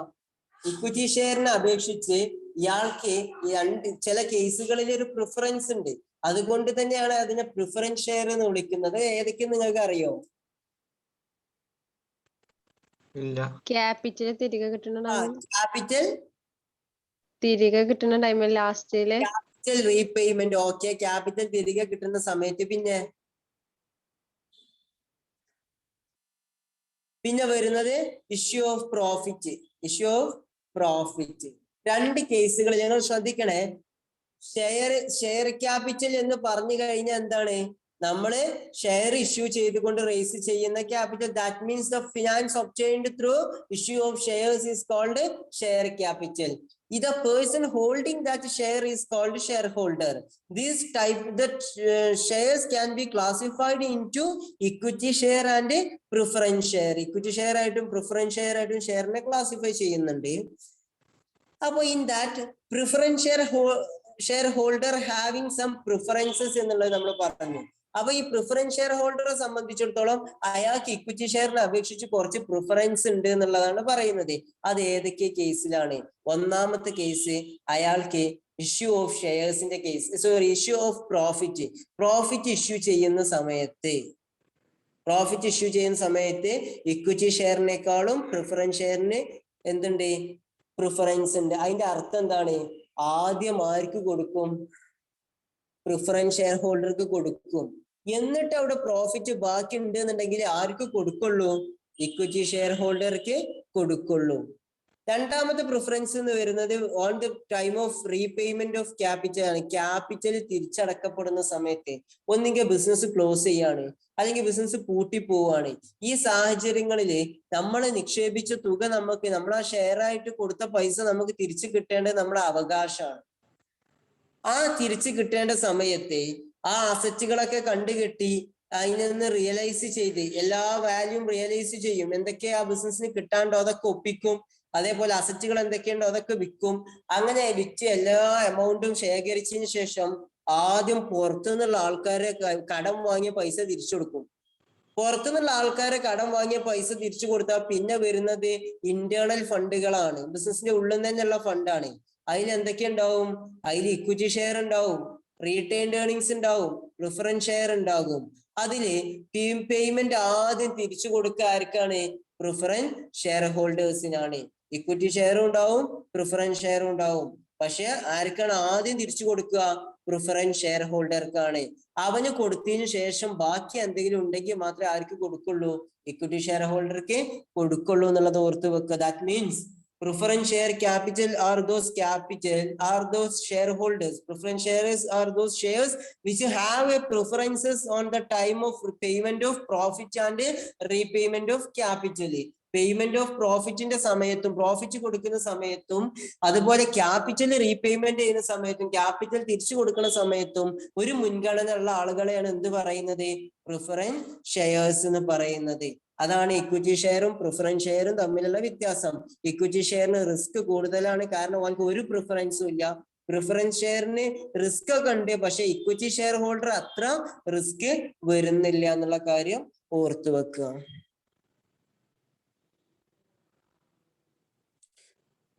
അതില് നമ്മൾ അതിന്റെ അഡ്വാൻറ്റേജ് പറയുകയാണെങ്കിൽ പ്രിഫറൻസ് ഷെയർ ഹോൾഡറെ സംബന്ധിച്ചിടത്തോളം അവൻക്ക് ഫിക്സ്ഡ് ആയിട്ടുള്ള ഒരു ഡിവിഡൻഡ് കിട്ടും എന്നുള്ളത്. അവന്റെ റേറ്റ് ഓഫ് ഡിവിഡൻഡ് ഫിക്സ്ഡ് ആയിരിക്കും. അതുകൊണ്ട് തന്നെ അവൻക്ക് എന്ത് ചെയ്യും? അവൻക്ക് പ്രിഫറൻസ് ഉള്ളതുകൊണ്ട് തന്നെ അവൻക്ക് എന്തായാലും ഡിവിഡൻഡ് കിട്ടും എന്നുള്ളതും ഒരു ഫിക്സ്ഡ് റേറ്റ് കിട്ടും എന്നുള്ളതും ഓർത്ത് വെക്കുക. നമ്മൾ ഇനി പ്രിഫറൻസ് ഷെയർസിന്റെ ടൈപ്പ് പഠിക്കുന്നുണ്ട്. അവിടെ ടൈപ്പ് പഠിക്കുമ്പോൾ നമ്മൾ ക്യുമുലേറ്റീവ് പ്രിഫറൻസ് ഷെയർ എന്ന് പറയുന്ന ഒരു ടൈപ്പ് വരാനുണ്ട്. അതായത് ഒരു വർഷം ലോസ് ആണ് വന്നത് എന്നുണ്ടെങ്കിൽ അടുത്ത വർഷം ഈ വർഷത്തും കൂടെ കൂട്ടിക്കാട് തിരിച്ചു കിട്ടും, അരിയേഴ്സ് ആയിട്ട് കിട്ടും. അല്ലെങ്കിൽ എന്താണ്? ക്യുമുലേറ്റ് ചെയ്യപ്പെടും അവന്റെ ഫണ്ട് എന്നുള്ളതാ. ഒരു വർഷം ലോസ് ആണ് അല്ലെങ്കിൽ ഒരു വർഷം കിട്ടിയില്ലെങ്കിൽ അത് പിറ്റത്തെ വർഷം അതെന്ത് ചെയ്യും? കഴിഞ്ഞ വർഷത്തും കൂട്ടിയിട്ട് നമുക്ക് തരും. അങ്ങനെ രീതി ഒരുപാട് പ്രിഫറൻസുകൾ ആർക്ക് വരുന്നുണ്ട്? പ്രിഫറൻസ് ഷെയർ ഹോൾഡർക്ക് വരുന്നുണ്ട് എന്നുള്ളത് പ്രിഫറൻസ് ഷെയറിന്റെ ഒരു മെറിറ്റ് ആണ്. പിന്നെ these shares are suitable for investors who want regular income with low risk എന്നുള്ളതാണ്. ചെറിയ റിസ്കില് ഒരു എല്ലാ വർഷവും അല്ലെങ്കിൽ എല്ലാ റെഗുലർ ഇന്റർവെല്ലിലും ഒരു നിശ്ചിത എമൗണ്ട് പ്രതീക്ഷിക്കുന്ന ആൾക്ക്, വരുമാനമായി പ്രതീക്ഷിക്കുന്ന ആളുകൾക്ക് പറ്റിയിട്ടുള്ള ഒരു ടൈപ്പ് ഓഫ് ഷെയർ ആണ് എന്ത് പറയുന്നത്, അല്ലെങ്കിൽ ഒരു സെക്യൂരിറ്റി ആണ് എന്ത് പറയുന്നത്? പ്രിഫറൻസ് ഷെയർ എന്ന് പറയുന്നത്. കാരണം ഓരോ റെഗുലർ ഇന്റർവെല്ലിലും ഡിവിഡൻഡ് ആയിട്ട് എന്ത് ചെയ്യും? ഇയാൾക്ക് വരുമാനം ഉണ്ടാകും. അതുകൊണ്ട് തന്നെ ചെറിയ റിസ്കില് പീരിയോഡിക് റിട്ടേൺ, അതായത് ഓരോ തവണയും റിട്ടേൺ ആഗ്രഹിക്കുന്ന ആളുകളാണെന്നുണ്ടെങ്കിൽ, ഇക്വിറ്റി ഷെയറെ സംബന്ധിച്ചിടത്തോളം അയാൾക്ക് 4 കൊല്ലം നഷ്ടമാണ് വന്നത്, അയാൾക്ക് ആ നഷ്ടം സഹിച്ചേ മതിയാവുള്ളൂ. പക്ഷെ പ്രിഫറൻസ് ഷെയർക്ക് അങ്ങനെയാണോ? അല്ല. ഇനി അങ്ങനെ ആണെങ്കിൽ തന്നെ അയാൾക്ക് അവിടെ ഒരു പ്രിഫറൻസ് വരുന്നുണ്ട്. പ്രോഫിറ്റ് ഉണ്ടാകുമ്പോൾ ആദ്യം ആർക്കാ വരുന്നത്? പ്രിഫറൻസ് ഷെയർ ഹോൾഡർക്ക് വരുന്നുണ്ട്. അപ്പൊ അതെന്താണ് റെഗുലർ റിട്ടേൺ ആഗ്രഹിക്കുന്ന ആളുകൾക്ക് അനുയോജ്യമാണെന്ന് പറയുന്നുണ്ട്. പിന്നെ does not dilute the control of equity shareholders over the management of company. Equity shareholderയുടെ ബിസിനസ്സിലുള്ള കൺട്രോള് ഒരിക്കലും പ്രിഫറൻസ് ഷെയർ കാരണം എന്ത് ചെയ്യണില്ല, നഷ്ടപ്പെടുന്നില്ല എന്നുള്ള കാര്യം കൂടെ ഓർത്തു വെക്കുക. This can be redeemed if needed എന്നുള്ളതാ. കൺവേർട്ടബിൾ പ്രിഫറൻസ് ഷെയർ എന്ന് പറയുന്ന ഒരു പ്രിഫറൻസ് ഷെയർ ഇൻഷാല്ലാ നമ്മൾ ഈ ടൈപ്പ് ഓഫ് പ്രിഫറൻസ് ഷെയർ പഠിക്കുമ്പോൾ നമ്മൾ ഡീൽ ചെയ്യും. അവ എന്താന്ന് വെച്ചാൽ റെഡീം ചെയ്യുക എന്ന് പറയുമ്പോൾ രണ്ട് കേസുകൾ വരുന്നുണ്ട്. ഒന്ന് റെഡീം കേസും വരുന്നുണ്ട്, രണ്ട് കൺവേർട്ട് എന്ന് പറഞ്ഞ കേസും വരുന്നുണ്ട്. റെഡീം ചെയ്യുക എന്ന് പറഞ്ഞു കഴിഞ്ഞാൽ ആ ഷെയർ നമ്മൾ വാങ്ങി ഒരു കുറച്ച് നിശ്ചിത കാലം കഴിഞ്ഞാല് നമുക്കത് ആ കമ്പനിക്ക് തിരിച്ചു കൊടുത്ത് നമ്മളെ പൈസ തിരിച്ചു പോകാൻ പറ്റും. അതാണ് റെഡീം എന്ന് പറഞ്ഞാല്. റിഡംഷൻ എന്ന് പറഞ്ഞാല് നമ്മൾ ആ കമ്പനിക്ക് നമ്മൾ എന്ത് ചെയ്യാണ്, അത് തിരിച്ചു കൊടുക്കുകയാണ് ആ ഷെയർ, എന്നിട്ട് നമ്മൾ ഇൻവെസ്റ്റ് ചെയ്ത ഫണ്ട് എടുത്ത് പോരുകയാണ്. അപ്പൊ ഇക്വിറ്റി ഷെയറിനെ സംബന്ധിച്ചിടത്തോളം ഒന്നും അങ്ങനത്തെ ഒരു കേസ് പൊതുവെ വരാറില്ല. അതായത് നമ്മൾ കമ്പനിക്ക് തിരിച്ചു, കമ്പനി ബൈബാക്ക് ചെയ്യാതെ, കമ്പനി തിരിച്ചു വാങ്ങിക്കാതെ നമുക്ക് എന്ത് ചെയ്യാൻ പറ്റൂല, ഇക്വിറ്റി ഷെയർ ഒന്നും തിരിച്ചു കൊടുക്കാൻ പറ്റൂല. പക്ഷെ preference share, redeemable preference share ആണെങ്കിൽ ആ കമ്പനിക്ക് തിരിച്ചു കൊടുത്ത് നമുക്കൊരു പീരീഡില്, ഓര് പറയുന്ന പീരീഡില് കമ്പനിക്ക് തിരിച്ചു കൊടുത്ത് നമുക്ക് നമ്മളെ ഫണ്ടിലേക്ക് പോകാൻ പറ്റും എന്നുള്ളതാണ്. കൺവേർട്ടബിൾ പ്രിഫറൻസ് ഷെയർ ആണെന്നുണ്ടെങ്കിൽ അതിന്റെ മറ്റൊരു മെറിറ്റ് ആണ്, കൺവേർട്ടബിൾ പ്രിഫറൻസ് ഷെയർ ആണെന്നുണ്ടെങ്കിൽ അത് ഇക്വിറ്റി ഷെയർ ആക്കിയിട്ട് മാറ്റാനുള്ള ഒരു ഓപ്ഷൻ നമുക്ക് കിട്ടുന്നുണ്ട്. നമുക്ക് ഇനി ഒരു പക്ഷെ ഇക്വിറ്റി ഷെയർ ആണ് നമുക്ക് ഏറ്റവും ബെസ്റ്റ് തോന്നിക്കഴിഞ്ഞാൽ പ്രിഫറൻസ് ഷെയർ എടുത്തുകൊണ്ട് നമുക്കത് ഇക്വിറ്റി ഷെയർ ആക്കി മാറ്റാൻ പറ്റുന്ന ഒരു ഓപ്ഷനും നമുക്കുണ്ട്, അവിടെ അവൈലബിൾ ആയിട്ടുണ്ട് എന്നുള്ളതാണ്. അപ്പൊ ഇതുപോലെ മെറിറ്റ് കുറെ പറയുന്നുണ്ട്. അതുപോലെ അതിന്റെ ലിമിറ്റേഷൻ എന്ന് പറഞ്ഞു കഴിഞ്ഞാല് ഇക്വിറ്റി ഷെയർ ഹോൾഡർക്ക് കിട്ടുന്ന അത്ര വരുമാനം അല്ലെങ്കിൽ അത്ര റിട്ടേൺ എന്ത് ചെയ്യില്ല, നമുക്ക് കിട്ടൂല എന്നുള്ളതാണ്. പിന്നെ these are suitable for investors who are willing to take risk, are not suitable. നന്നായിട്ട് റിസ്ക് എടുത്തിട്ട് എനിക്ക് റിസ്ക് ടേക്കിംഗ് കപ്പാസിറ്റിയോട് കൂടിയിട്ട് റിസ്ക് ടേക്കിംഗ് എബിലിറ്റി ഉണ്ട് എന്നുണ്ടെങ്കിൽ റിസ്ക് എടുക്കുന്ന ആൾക്ക്, റിസ്ക് എടുക്കാൻ താല്പര്യമുള്ള ആൾക്കാർക്ക് പറ്റിയതല്ല പ്രിഫറൻസ് ഷെയർ. കാരണം എന്താ, അതിനേക്കാളും റിസ്ക് ഉള്ള ഇക്വിറ്റി ഷെയർ അവിടെ അവൈലബിൾ ആയിട്ടുണ്ട് അങ്ങനത്തെ ആളുകൾക്ക് എന്നുള്ളതൊന്ന് ഓർത്ത് വെക്കുക.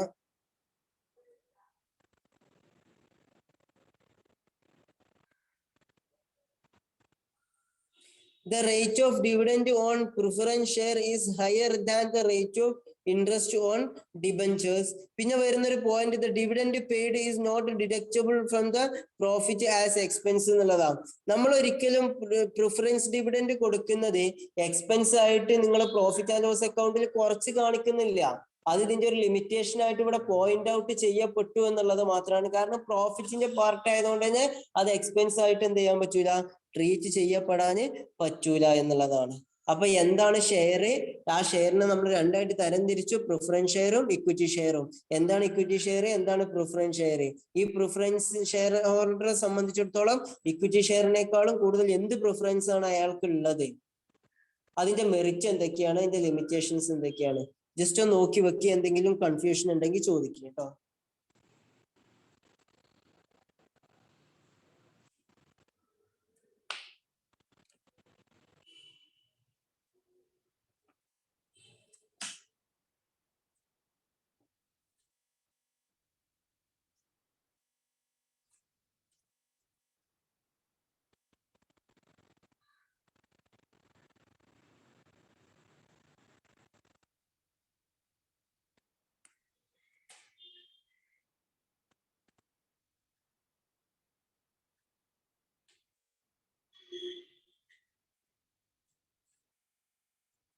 ഓക്കെ ആണോ?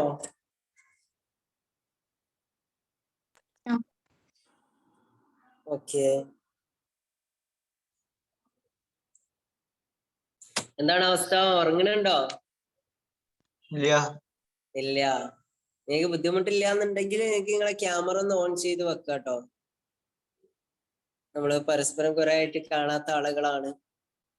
അപ്പോ ഒരു സെക്കൻഡ്, ആരൊക്കെയോ മെസ്സേജ് അയച്ചിട്ടുണ്ടോ നോക്കട്ടെ. ഓക്കെ, അപ്പോ ബുദ്ധിമുട്ടില്ലാത്ത ആളുകൾക്ക് എന്ത് ചെയ്യാം, ക്യാമറ ഓൺ ചെയ്ത് വെക്കാം. പരസ്പരം ഇന്ററാക്ട് ചെയ്യാന്നുള്ള ഒരു അവസരം അവിടെ കിട്ടുകയാണ്. കഴിഞ്ഞ ക്ലാസ്സുകളിലൊന്നും ഇല്ലാതെ ഈ ക്ലാസ്സിൽ വന്നിട്ടുള്ള ആരെങ്കിലും ഉണ്ടോ? കഴിഞ്ഞ ക്ലാസ്സിലൊന്നും ഇല്ലാതെ ആരെങ്കിലും ഉണ്ടോ? ഞാൻ കഴിഞ്ഞ ക്ലാസ്സിൽ ഈ ക്ലാസ്സിൽ മാത്രമേ ഉള്ളൂ, അതിന്റെ മുമ്പത്തെ ക്ലാസ്സിലൊന്നും ഇല്ലേനു. ആരാണ്? ഷെരീഫയാണോ? കഴിഞ്ഞ ക്ലാസ്സിലുണ്ടേനു, അതിന്റെ മുമ്പത്തെ ക്ലാസ്സിലും ഇല്ലേനു. കഴിഞ്ഞ ക്ലാസ്സിലുണ്ടായിരുന്നു, അതിന്റെ മുന്നത്തെ ക്ലാസ്സുകളിലൊന്നും ഇല്ലായിരുന്നു ഷെരീഫ. പിന്നെ മൗഷൂക്ക് ആദ്യത്തെ ക്ലാസ് തൊട്ടുണ്ട്, തെസ്നി ആദ്യത്തെ ക്ലാസ് തൊട്ടുണ്ട്. സിയാദ് ഉണ്ടോ? എന്താ ഇപ്പൊ ഒരു ഫാത്തിമ സന കാണുന്നുണ്ട്. ഷെരീഫ ഇതിന്റെ മുന്നത്തെ ക്ലാസ്സുകളിൽ ഉണ്ടായിരുന്നോ?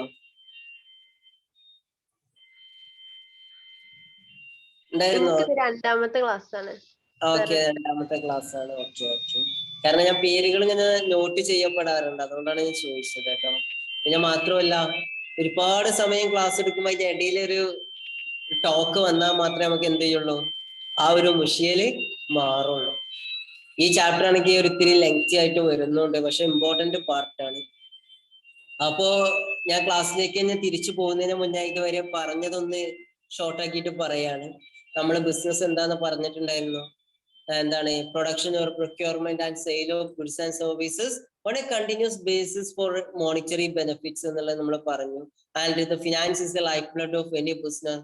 So all the business need finance to run their business. അപ്പോ അതുകൊണ്ട് തന്നെ നമുക്ക് എന്ത് പറയാൻ പറ്റും? The fund or finance needed by an enterprise or business enterprise is called business finance. And we can there are different sources of business finance, and these sources can be divided on the basis of some criteria. പല ക്രൈറ്റീരിയാസിന്റെ ബേസിൽ നമുക്ക് എന്ത് ചെയ്യാൻ പറ്റും? ഈ ഫണ്ടിന്റെ സോഴ്സസിനെ നമുക്ക് divide ചെയ്യാൻ പറ്റും. And that sources mainly include on the basis of period.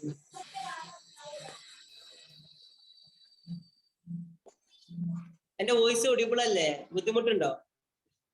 ഇല്ല, ഓഡിബിളാ. ഇവിടെ ഒരു പ്രഷർ ഉണ്ട്, അപ്പൊ അതില് ലോഡ് തട്ടുന്നുണ്ട്, അതിന്റെ ഒരു സൗണ്ട് വന്നതാ. എനിവേ, നമുക്ക് എന്ത് പറയാൻ പറ്റും? On the basis of period നമുക്ക് ക്ലാസിഫൈ ചെയ്യാൻ പറ്റും. പിന്നെ നമുക്ക് എന്താണ്? On the base of ownership നമുക്ക് ക്ലാസിഫൈ ചെയ്യാൻ പറ്റും. And on the base of source generation, അല്ലെ? അപ്പൊ ഓൺ ദ ബേസിസ് ഓഫ് നമ്മളെന്താണ്, on the base of ownership ആണെന്നുണ്ടെങ്കിൽ നമുക്ക് ഓണറിന്റെ ഫണ്ട്, ഓണേഴ്സ് ഫണ്ട് അല്ലെങ്കിൽ owners finance and borrowed finance എന്നായിട്ട് പറയുന്നുണ്ട്. ഓണർ കൊണ്ടുവന്ന ഫണ്ട്, അതല്ലെങ്കിൽ പുറത്തുനിന്ന് കടം വാങ്ങിച്ച fund. On the base of period of that business അല്ലെങ്കിൽ ദാറ്റ് സോഴ്സ് എന്ന് പറയുകയാണെങ്കിൽ, പീരീഡ് ഓഫ് ദാറ്റ് സോഴ്സ്, ആ ഫണ്ട് എടുക്കുന്ന സോഴ്സിന്റെ പീരീഡ് നോക്കുകയാണെങ്കിൽ നമ്മൾ short term, medium term, long term. Short term എന്ന് പറയുമ്പോൾ 1 വർഷത്തിനേക്കാളും കുറവ്, മറ്റത് 1 to 5 മീഡിയം ടേം, 5ൽ കൂടുതൽ ലോങ് ടേം. അപ്പൊ ആ രീതിയിലാണ് നമുക്ക് വരുന്നത്. പിന്നെ on the basis of source generation, അതായത് ഫണ്ട് എവിടുന്ന ജനറേറ്റ് ചെയ്യപ്പെടുന്നത്, അത് ഇന്റേണൽ സോഴ്സ് ആണ്, ബിസിനസിന്റെ ഉള്ളിൽ നിന്ന് തന്നെയാണോ അതോ ബിസിനസിന്റെ പുറത്തുനിന്നാണോ എന്നുള്ള കാര്യങ്ങളൊക്കെ വെച്ചിട്ടാണ് നമ്മള് എന്ത് പറയുന്നത്, സോഴ്സ് ജനറേഷൻ പറയുന്നത്. Then we just move to that part is shares, and we know what is share capital. The fund obtained through the issue of share is called a share capital, and the person holding that share is called shareholders. And we know there are 2 type of shares, equity share and preference share. Preference share are those shares who have or which have a preference in case of profit payment and repayment of capital. And we just gone through the merits and demerits of that earnings and preference shares. Retained earnings ഇന്റെയും preference shares ഇന്റെയും മെറിറ്റും ഡിമെറിറ്റും നമ്മൾ നോക്കി കഴിഞ്ഞു എന്നുള്ളതാണ്. അടുത്തതായിട്ട് നമുക്ക് പറയാനുള്ളത് preference ഷെയറിന്റെ types ആണ്. Preference ഷെയറിന്റെ types ആണ്. അപ്പൊ നിങ്ങൾ പ്രിഫറൻസ് ഷെയറിന്റെ ടൈപ്സ് എഴുതി എണ്ണി പഠിക്കേണ്ട ആവശ്യമൊന്നുമില്ല, അതിന്റെ ആവശ്യമൊന്നുമില്ല. 4 വാക്കുകൾ ഓർത്ത് വെച്ച 8 ടൈപ്പ് പ്രിഫറൻസ് ഷെയർ നിങ്ങൾക്ക് എന്ത് ചെയ്യാൻ പറ്റും? നിങ്ങൾക്ക് പഠിച്ചെടുക്കാൻ പറ്റും. 8 ടൈപ്പ് പ്രിഫറൻസ് ഷെയർ നിങ്ങൾക്ക് പഠിച്ചെടുക്കാൻ പറ്റും. ഏതൊക്കെയാണ് ആ 4 ടൈപ്പ് എന്ന് പറയുന്നത്? ഏതൊക്കെ അറിയോ നിങ്ങൾക്ക്? ആ 4 ടൈപ്സ് ഏതൊക്കെയാണ് വരുന്നത് നിങ്ങൾക്ക് അറിയോ? ഒന്ന് വരുന്നത് ക്യുമുലേഷൻ ആണ്. എന്താ ക്യുമുലേഷൻ എന്ന് പറയുന്ന വേർഡിന്റെ അർത്ഥം? ക്യുമുലേഷൻ എന്ന് പറയുന്ന വേർഡിന്റെ അർത്ഥം എന്താണ്? Cumulative frequency, less than less than cumulative frequency, more than cumulative frequency. അവിടേക്ക് നമ്മൾ ക്യൂമുലേറ്റ് എന്ന് പറയുന്ന വേർഡ് പഠിക്കുന്നുണ്ട്. എന്താ ഈ ക്യൂമുലേഷൻ എന്ന് പറയുന്ന വേർഡിന്റെ അർത്ഥം? എന്താണ്? കുന്നുകൂടുക എന്ന് പറയാറുണ്ട്. ഒരു മീനിങ്, പല മീനിങ്ങുകൾ ഉണ്ടാകാം. ഇംഗ്ലീഷ് വേർഡുകളാണ്. എന്നാൽ കുന്നുകൂടുക എന്നുള്ളത് പറയുന്ന ഒരു അർത്ഥം വരുന്നുണ്ട്. അപ്പൊ ഒരു വേർഡ് പഠിച്ചു വെച്ചോ, കുന്നുകൂടുക. അവിടെ എന്താ സംഭവിക്കുന്നത് എന്ന് ഞാൻ പറഞ്ഞുതരാം. ഒരു വേർഡ് കുന്നുകൂടുക എന്നുള്ളത് നമുക്കറിയാം. രണ്ടാമത് ക്യുമുലേറ്റീവ്, രണ്ടാമത് പാർട്ടിസിപ്പേറ്റീവ് ആണ്.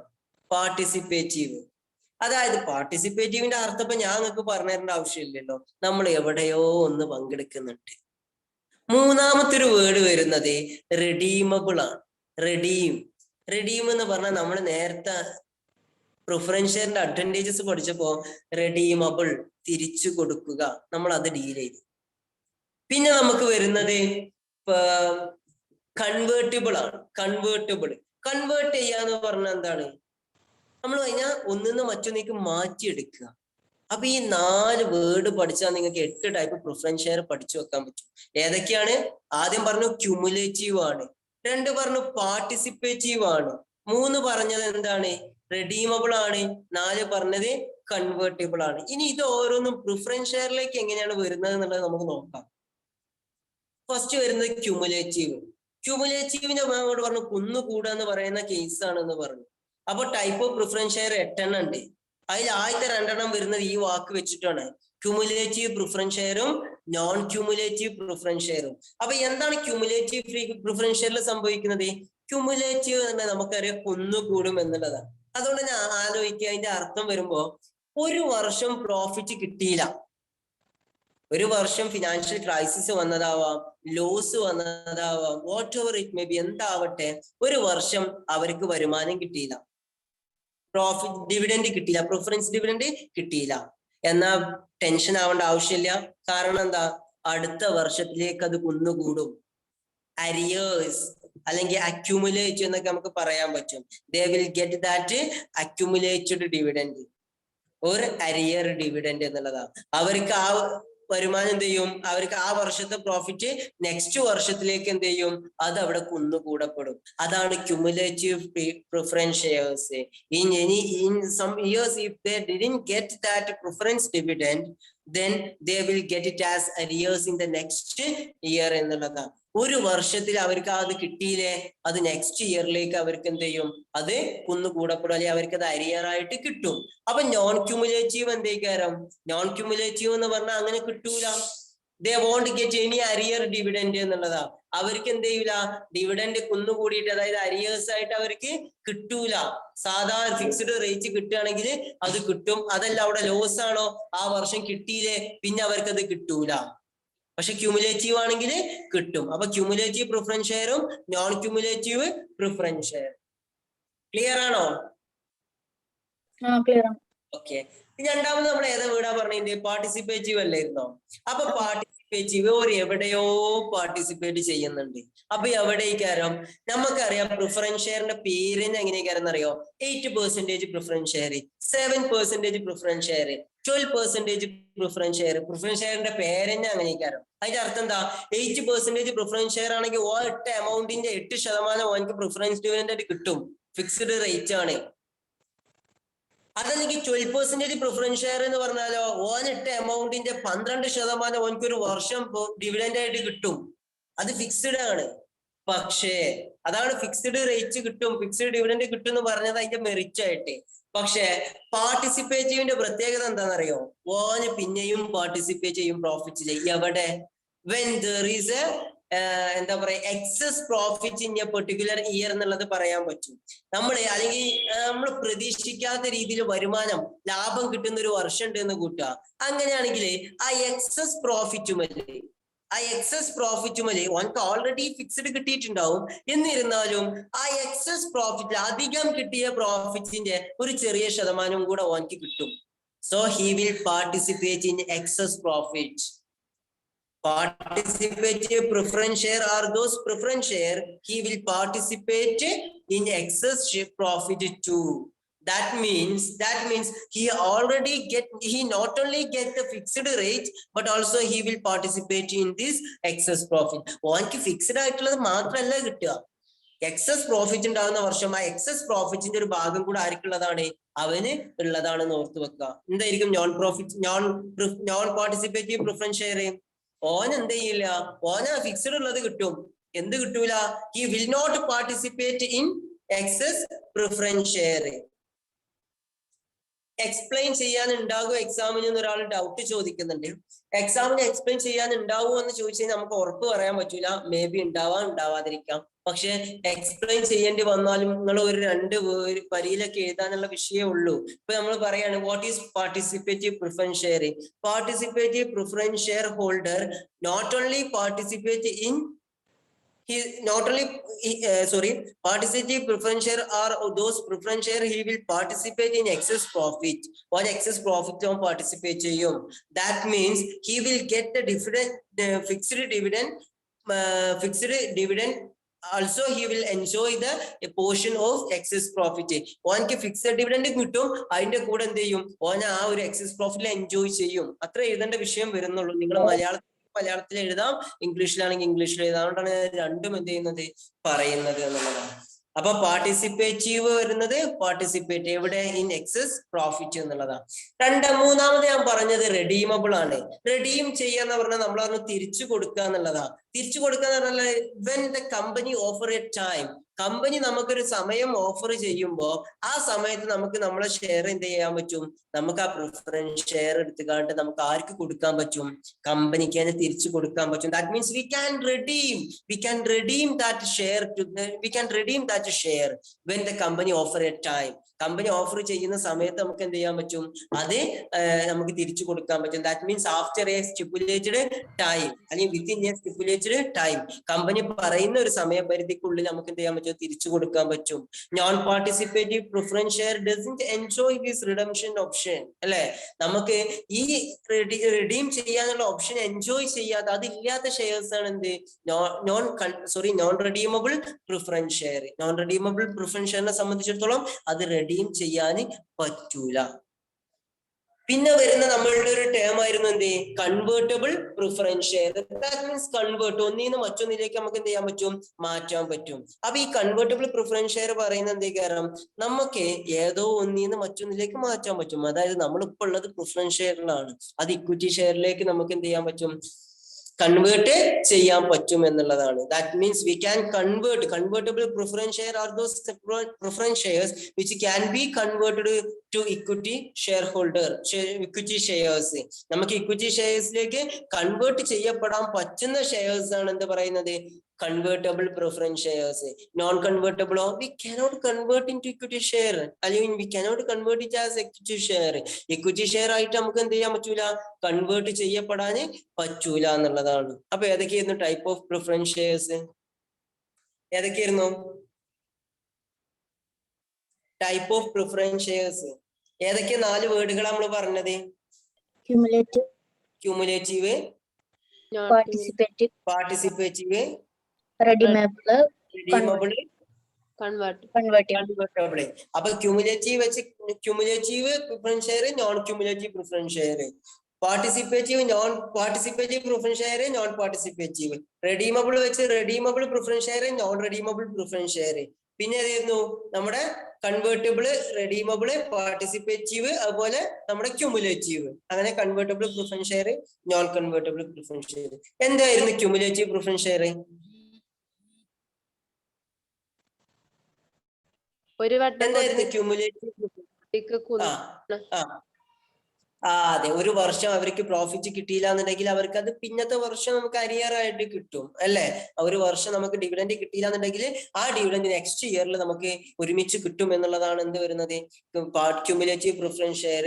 ആൻഡ് നോൺ ക്യൂമുലേറ്റീവ് എന്ന് പറഞ്ഞാൽ he will not enjoy any arrear option എന്നുള്ളതാണ്. അതായത് ഒരു വർഷം കിട്ടിയില്ല എന്നുണ്ടെങ്കിൽ അവനക്കത് പിന്നെ അടുത്ത വർഷം കൂട്ടി കിട്ടുന്ന പരിപാടിയൊന്നും ഇവിടെ ഇല്ല, നോൺ ക്യൂമുലേറ്റീവില് ഇല്ല എന്നുള്ളതാണ്. പിന്നെ വരുന്നത് ഏതാണ്? പാർട്ടിസിപ്പേറ്റീവ് പ്രിഫറൻസ് ഷെയർ ആണ്. പാർട്ടിസിപ്പേറ്റ്, അപ്പോ എവിടെയോ ഒന്ന് പാർട്ടിസിപ്പേറ്റ് ചെയ്യേണ്ടത് എവിടെയായിരുന്നു?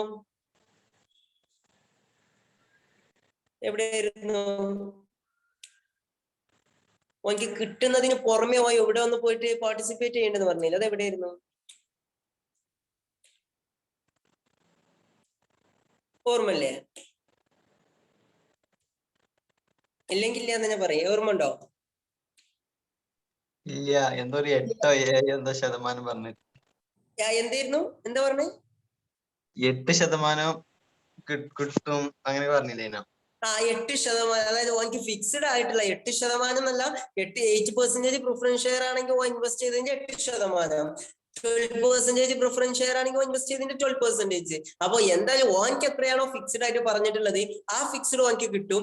അതിന്റെ പുറമെ when the company earns excess profit, ഒരു വർഷത്തില് കൂടുതലായിട്ട് കമ്പനി എന്ത് ചെയ്യാണ്, ഒരു വർഷത്തില് നിശ്ചിത സാധാരണ കിട്ടുന്നതിനേക്കാളും കൂടുതലായിട്ട് എന്ത് ചെയ്യാണ്, ആ പ്രോഫിറ്റ് ഗെയിൻ ചെയ്യുകയാണെങ്കിൽ അപ്പൊ ആ കമ്പനിയിൽ ആ പ്രോഫിറ്റ് വരുന്ന, ആ എക്സസ് പ്രോഫിറ്റ് വരുന്നതിന്റെ ഒരു ഭാഗം കൂടെ ആർക്ക് കിട്ടും?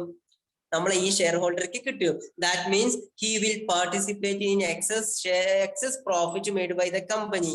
He will get not only the fixed dividend but also he will get the portion of the excess profit. ഓനിക്ക് അവന്റെ ഫിക്സ്ഡ് ഡിവിഡൻഡ് മാത്രമല്ല കിട്ടുക, നോട്ട് ഓൺലി എന്നാ പറഞ്ഞത്, അത് മാത്രമല്ല കിട്ടുക, മറ്റു എക്സസ് ആയിട്ട് വരുന്ന പ്രോഫിറ്റിന്റെ ഒരു ഭാഗം കൂടെ ആർക്ക് കിട്ടും? പാർട്ടിസിപ്പേറ്റീവ് പ്രിഫറൻസ് ഷെയർക്ക് കിട്ടും എന്നുള്ളതാണ്.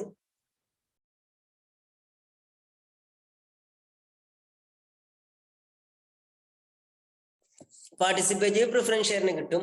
നോൺ പാർട്ടിസിപ്പേറ്റീവ് എന്ന് പറഞ്ഞാൽ he will not enjoy the portion of the excess profit എന്നുള്ളത്. ഇനി interest in the excess profit. ഓനക്ക് എന്ത് ചെയ്യൂല, ഈ എക്സസ് പ്രോഫിറ്റിൽ ഒരു ഇൻട്രസ്റ്റും കിട്ടൂല. അതായത് ഓന് അതിന്റെ ഒരു ഭാഗം പോലും അതിൽ ഓൻ എന്ത് ചെയ്യൂല, പാർട്ടിസിപ്പേറ്റ് ചെയ്യപ്പെടൂല എന്നുള്ളതാണ്. കൺവേർട്ടബിൾ എന്ന് പറഞ്ഞാൽ നമുക്ക് കൺവേർട്ട് ചെയ്യാൻ പറ്റും. എവിടെ നിന്ന് എനിക്ക് മാറ്റാൻ പറ്റുന്ന പറഞ്ഞത്? പ്രിഫറൻസ് ഇക്വിറ്റിക്ക്, preference in equity share, like we can convert the shares into equity share within a stipulated time or offered by when the company make an offer for that conversion. അല്ലെ, ആ കൺവേർഷൻ കമ്പനിയുടെ offer ചെയ്യപ്പെടുന്ന സമയത്ത് അല്ലെങ്കിൽ company പറയുന്ന സമയത്ത് we can convert that preference share into equity share എന്നുള്ളതാ. Non convertible എന്ന് പറഞ്ഞാലോ, you will not may not enjoy any convert option in that particular preference share. ആ പെർട്ടിക്കുലർ പ്രിഫറൻസ് ഷെയറിനെ സംബന്ധിച്ചിടത്തോളം അയാൾക്ക് എന്ത് ചെയ്യൂല,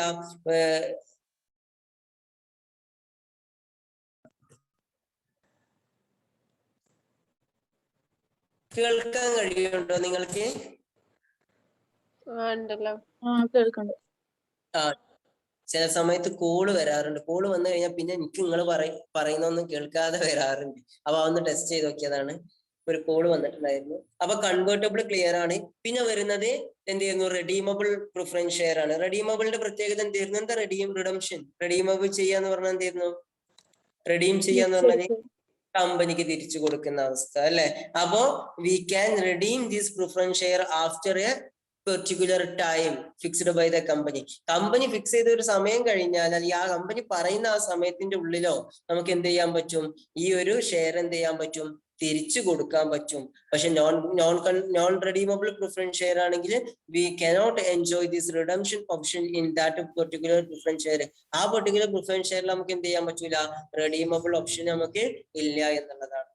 ഇസ് ദാറ്റ് ക്ലിയർ ആണോ? ഞാൻ അടുത്ത ടോപ്പിക്കിലേക്ക് പോയിക്കോട്ടെ.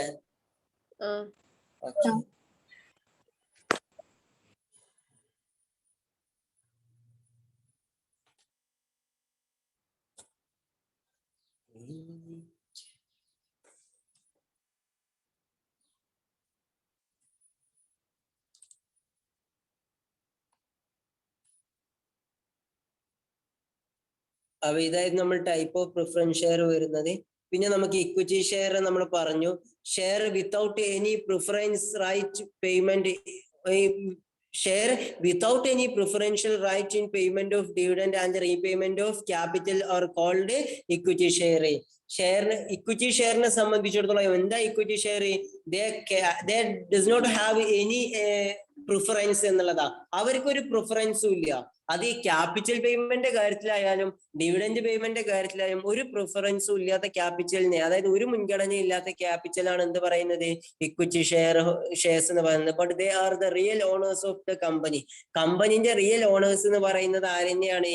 ഈ പറയുന്ന ഇക്വിറ്റി ഷെയർ ഹോൾഡേഴ്സിനാണ്, അവർക്കാണ് എന്ത് പറയുന്നത്, വോട്ടിംഗ് റൈറ്റ് ഉണ്ട് എന്ന് പറയുന്നത്. കമ്പനിയുടെ കാര്യങ്ങളിൽ തീരുമാനം എടുക്കുന്നതിന് ആവശ്യമായിട്ടുള്ള വോട്ടിംഗ് റൈറ്റ് ഉള്ള എന്താണ് ഷെയർ ഹോൾഡേഴ്സ് ആണ് നമ്മുടെ ഇക്വിറ്റി ഷെയർ ഹോൾഡേഴ്സ് എന്ന് പറയുന്നത്. അവരുടെ മെറിറ്റ്സ് പറയുന്നുണ്ട്, അവർക്കുള്ള ഗുണങ്ങൾ പറയുന്നുണ്ട്. അത് ഏതൊക്കെയാണ്? Equity share are suitable for investors who are willing to take risk എടുക്കാൻ താല്പര്യപ്പെടുന്ന വിഭാഗം ആളുകൾക്ക് എന്താണ് ഈ ഒരു ഇക്വിറ്റി ഷെയർ അനുയോജ്യമാണെന്ന് പറയുന്നുണ്ട്. പിന്നെ പറയുന്നത് payment of dividend to equity shareholders is not compulsory. ഇവരെ സംബന്ധിച്ചിടത്തോളം, ഇക്വിറ്റി ഷെയറിനെ സംബന്ധിച്ചിടത്തോളം ആ വർഷം നഷ്ടം ഉണ്ടായാൽ നഷ്ടം സഹിക്കണം, അല്ലാതെ ലാഭം കിട്ടൂല ആ സമയത്ത്. അവർക്ക് ഫിക്സ്ഡ് ആയിട്ടുള്ള സംഭവം അല്ലല്ലോ, ഫിക്സ്ഡ് ആയിട്ടുള്ള ഡിവിഡൻഡ് അല്ലല്ലോ. അതുകൊണ്ട് തന്നെ നഷ്ടം ഉണ്ടാവുന്ന വർഷം അവർക്ക് എന്ത് ചെയ്യേണ്ട, ഡിവിഡൻഡ് കൊടുക്കേണ്ട അവസ്ഥ വരുന്നില്ല എന്നാണ് പറയുന്നത്.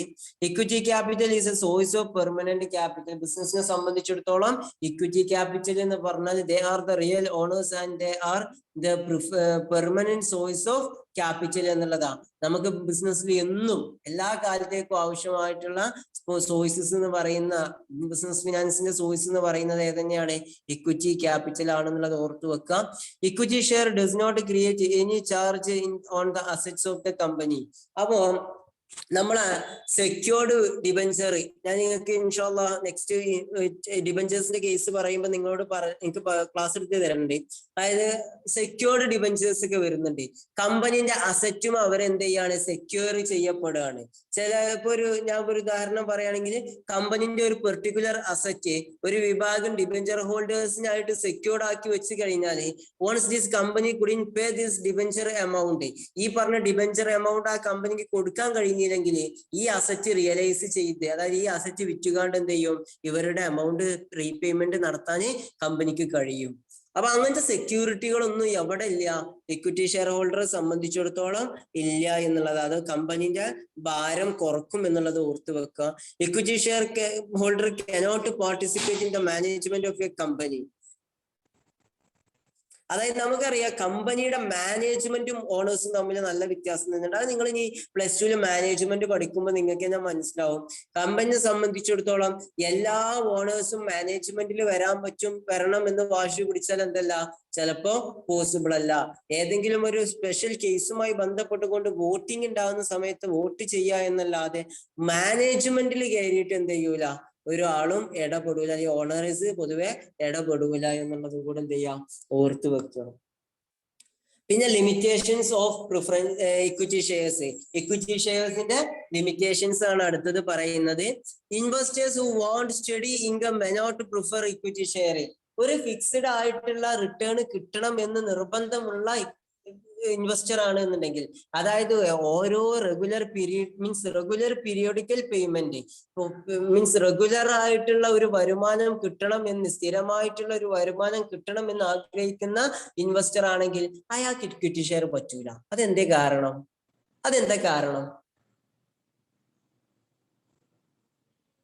എന്തായിരിക്കും കാരണം?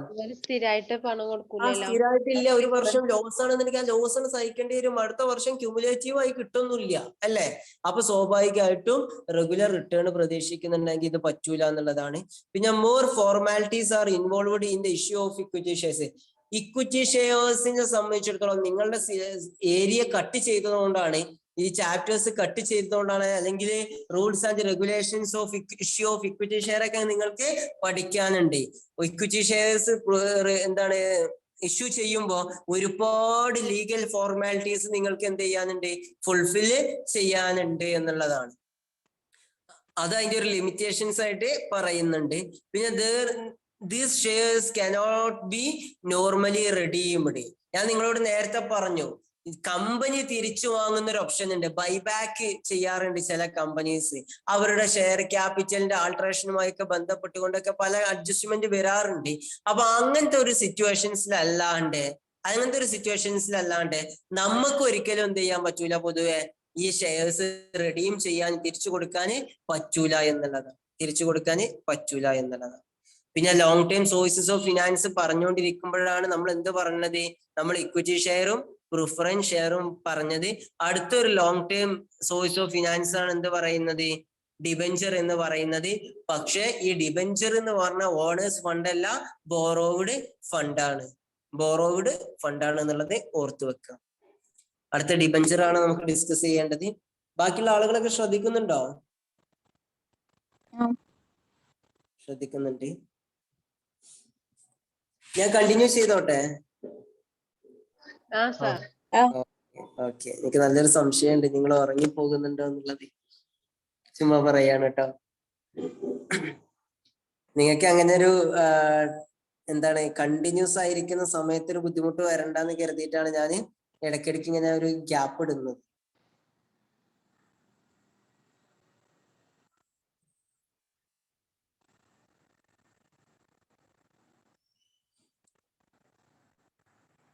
സ്ക്രീന് കാണാൻ കഴിയുന്നില്ലേ? കാണുന്നുണ്ട്.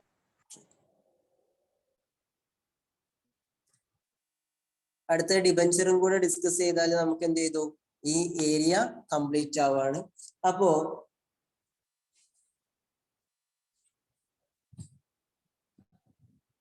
എന്താണ് ഡിബഞ്ചർ എന്ന് പറഞ്ഞാല്? കടപ്പത്രം നിങ്ങൾ കേട്ടിട്ടുണ്ടാവും അല്ലെ? എന്താണ് ഈ കടപ്പത്രം അല്ലെങ്കിൽ ഡിബഞ്ചർ എന്ന് പറഞ്ഞാല്?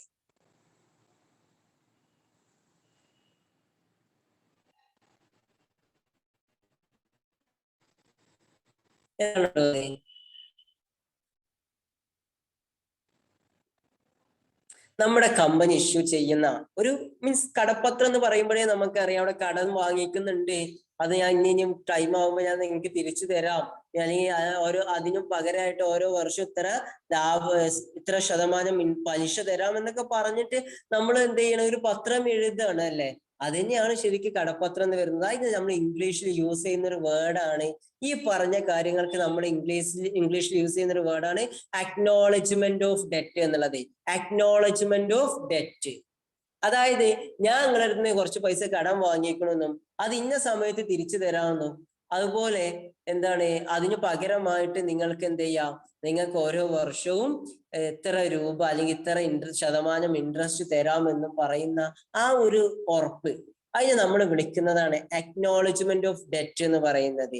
അപ്പൊ നമ്മളെ ഡിബഞ്ചർ എന്താണ്? It's an acknowledgement of debt.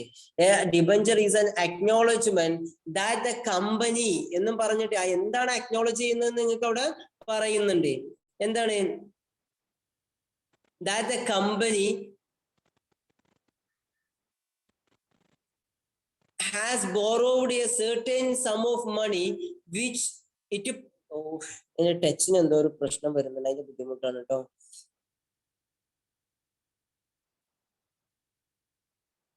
A debenture is an acknowledgement that the company has borrowed certain sum of money which it promised to repay a future date. ഞങ്ങളോട് പറഞ്ഞില്ലേ നേരത്തെ, നമ്മൾ പറഞ്ഞ അതേ കാര്യം തന്നെ.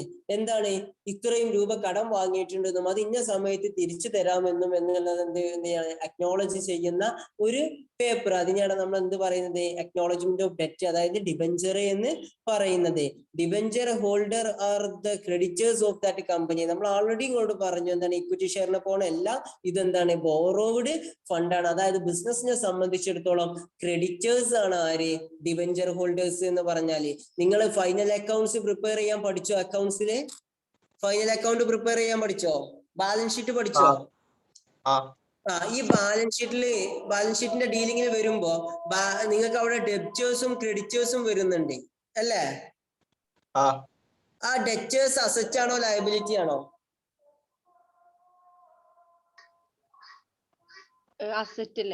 അസറ്റ് ആണ്, സ്വാഭാവികമായിട്ട് ഷോർട്ട് ടേം അസറ്റ് ആണ്. ക്രെഡിറ്റേഴ്സ് എന്താണ്? ലയബിലിറ്റി ആണ്. ഡെബ്റ്റേഴ്സ് എന്ന് പറഞ്ഞാൽ നമുക്ക് പൈസ തരാനുള്ളവരാണ്, അവർ നമുക്ക് അസറ്റ് ആണ്. ക്രെഡിറ്റേഴ്സ് എന്ന് പറഞ്ഞാൽ നമ്മൾ ആണ്ട് പൈസ കൊടുക്കാനുള്ളവരാണ്, അവര് നമ്മളെ എന്താണ്, ക്രെഡിറ്റേഴ്സ് നമ്മൾ ആണ്ട് പൈസ കൊടുക്കാനുള്ളവരാണ്, അവര് നമ്മളുടെ ലയബിലിറ്റി ആണ്. അപ്പൊ ആ കാര്യങ്ങൾ ഓർത്ത് വെക്കുക. അതുകൊണ്ട് തന്നെ ഡിബഞ്ചേഴ്സിന്റെ അടുത്ത് നമ്മൾ ഇങ്ങോട്ട് പൈസ വാങ്ങിക്കായതുകൊണ്ട് ഒരു നമ്മളുടെ ക്രെഡിറ്റർ ആണ്. നമ്മൾ ഇൻഷാ അല്ലാഹ് പിന്നെ നമ്മൾ എന്ത് ചെയ്യേണ്ടി വരും? തിരിച്ച് കൊടുക്കേണ്ടി വരും. they get a fixed rate of interest at a specified interval, say 6 months or 1 year. 6 മാസം കൂടുമ്പോഴോ ഒരു വർഷമൊക്കെ കൂടുമ്പോൾ എന്ത് ചെയ്യും, അവർക്ക് ഒരു ഫിക്സഡ് ഇൻട്രസ്റ്റ് നമ്മൾ അതിന് പകരമായിട്ട് കൊടുക്കും എന്നുള്ളതാണ്. പിന്നെ നമുക്ക് വരുന്നത് ടൈപ്പ് ഓഫ് ഡിബഞ്ചേഴ്സ് ആണ്. ഏതൊക്കെ ടൈപ്പ് ഡിബഞ്ചർ ഉണ്ട്?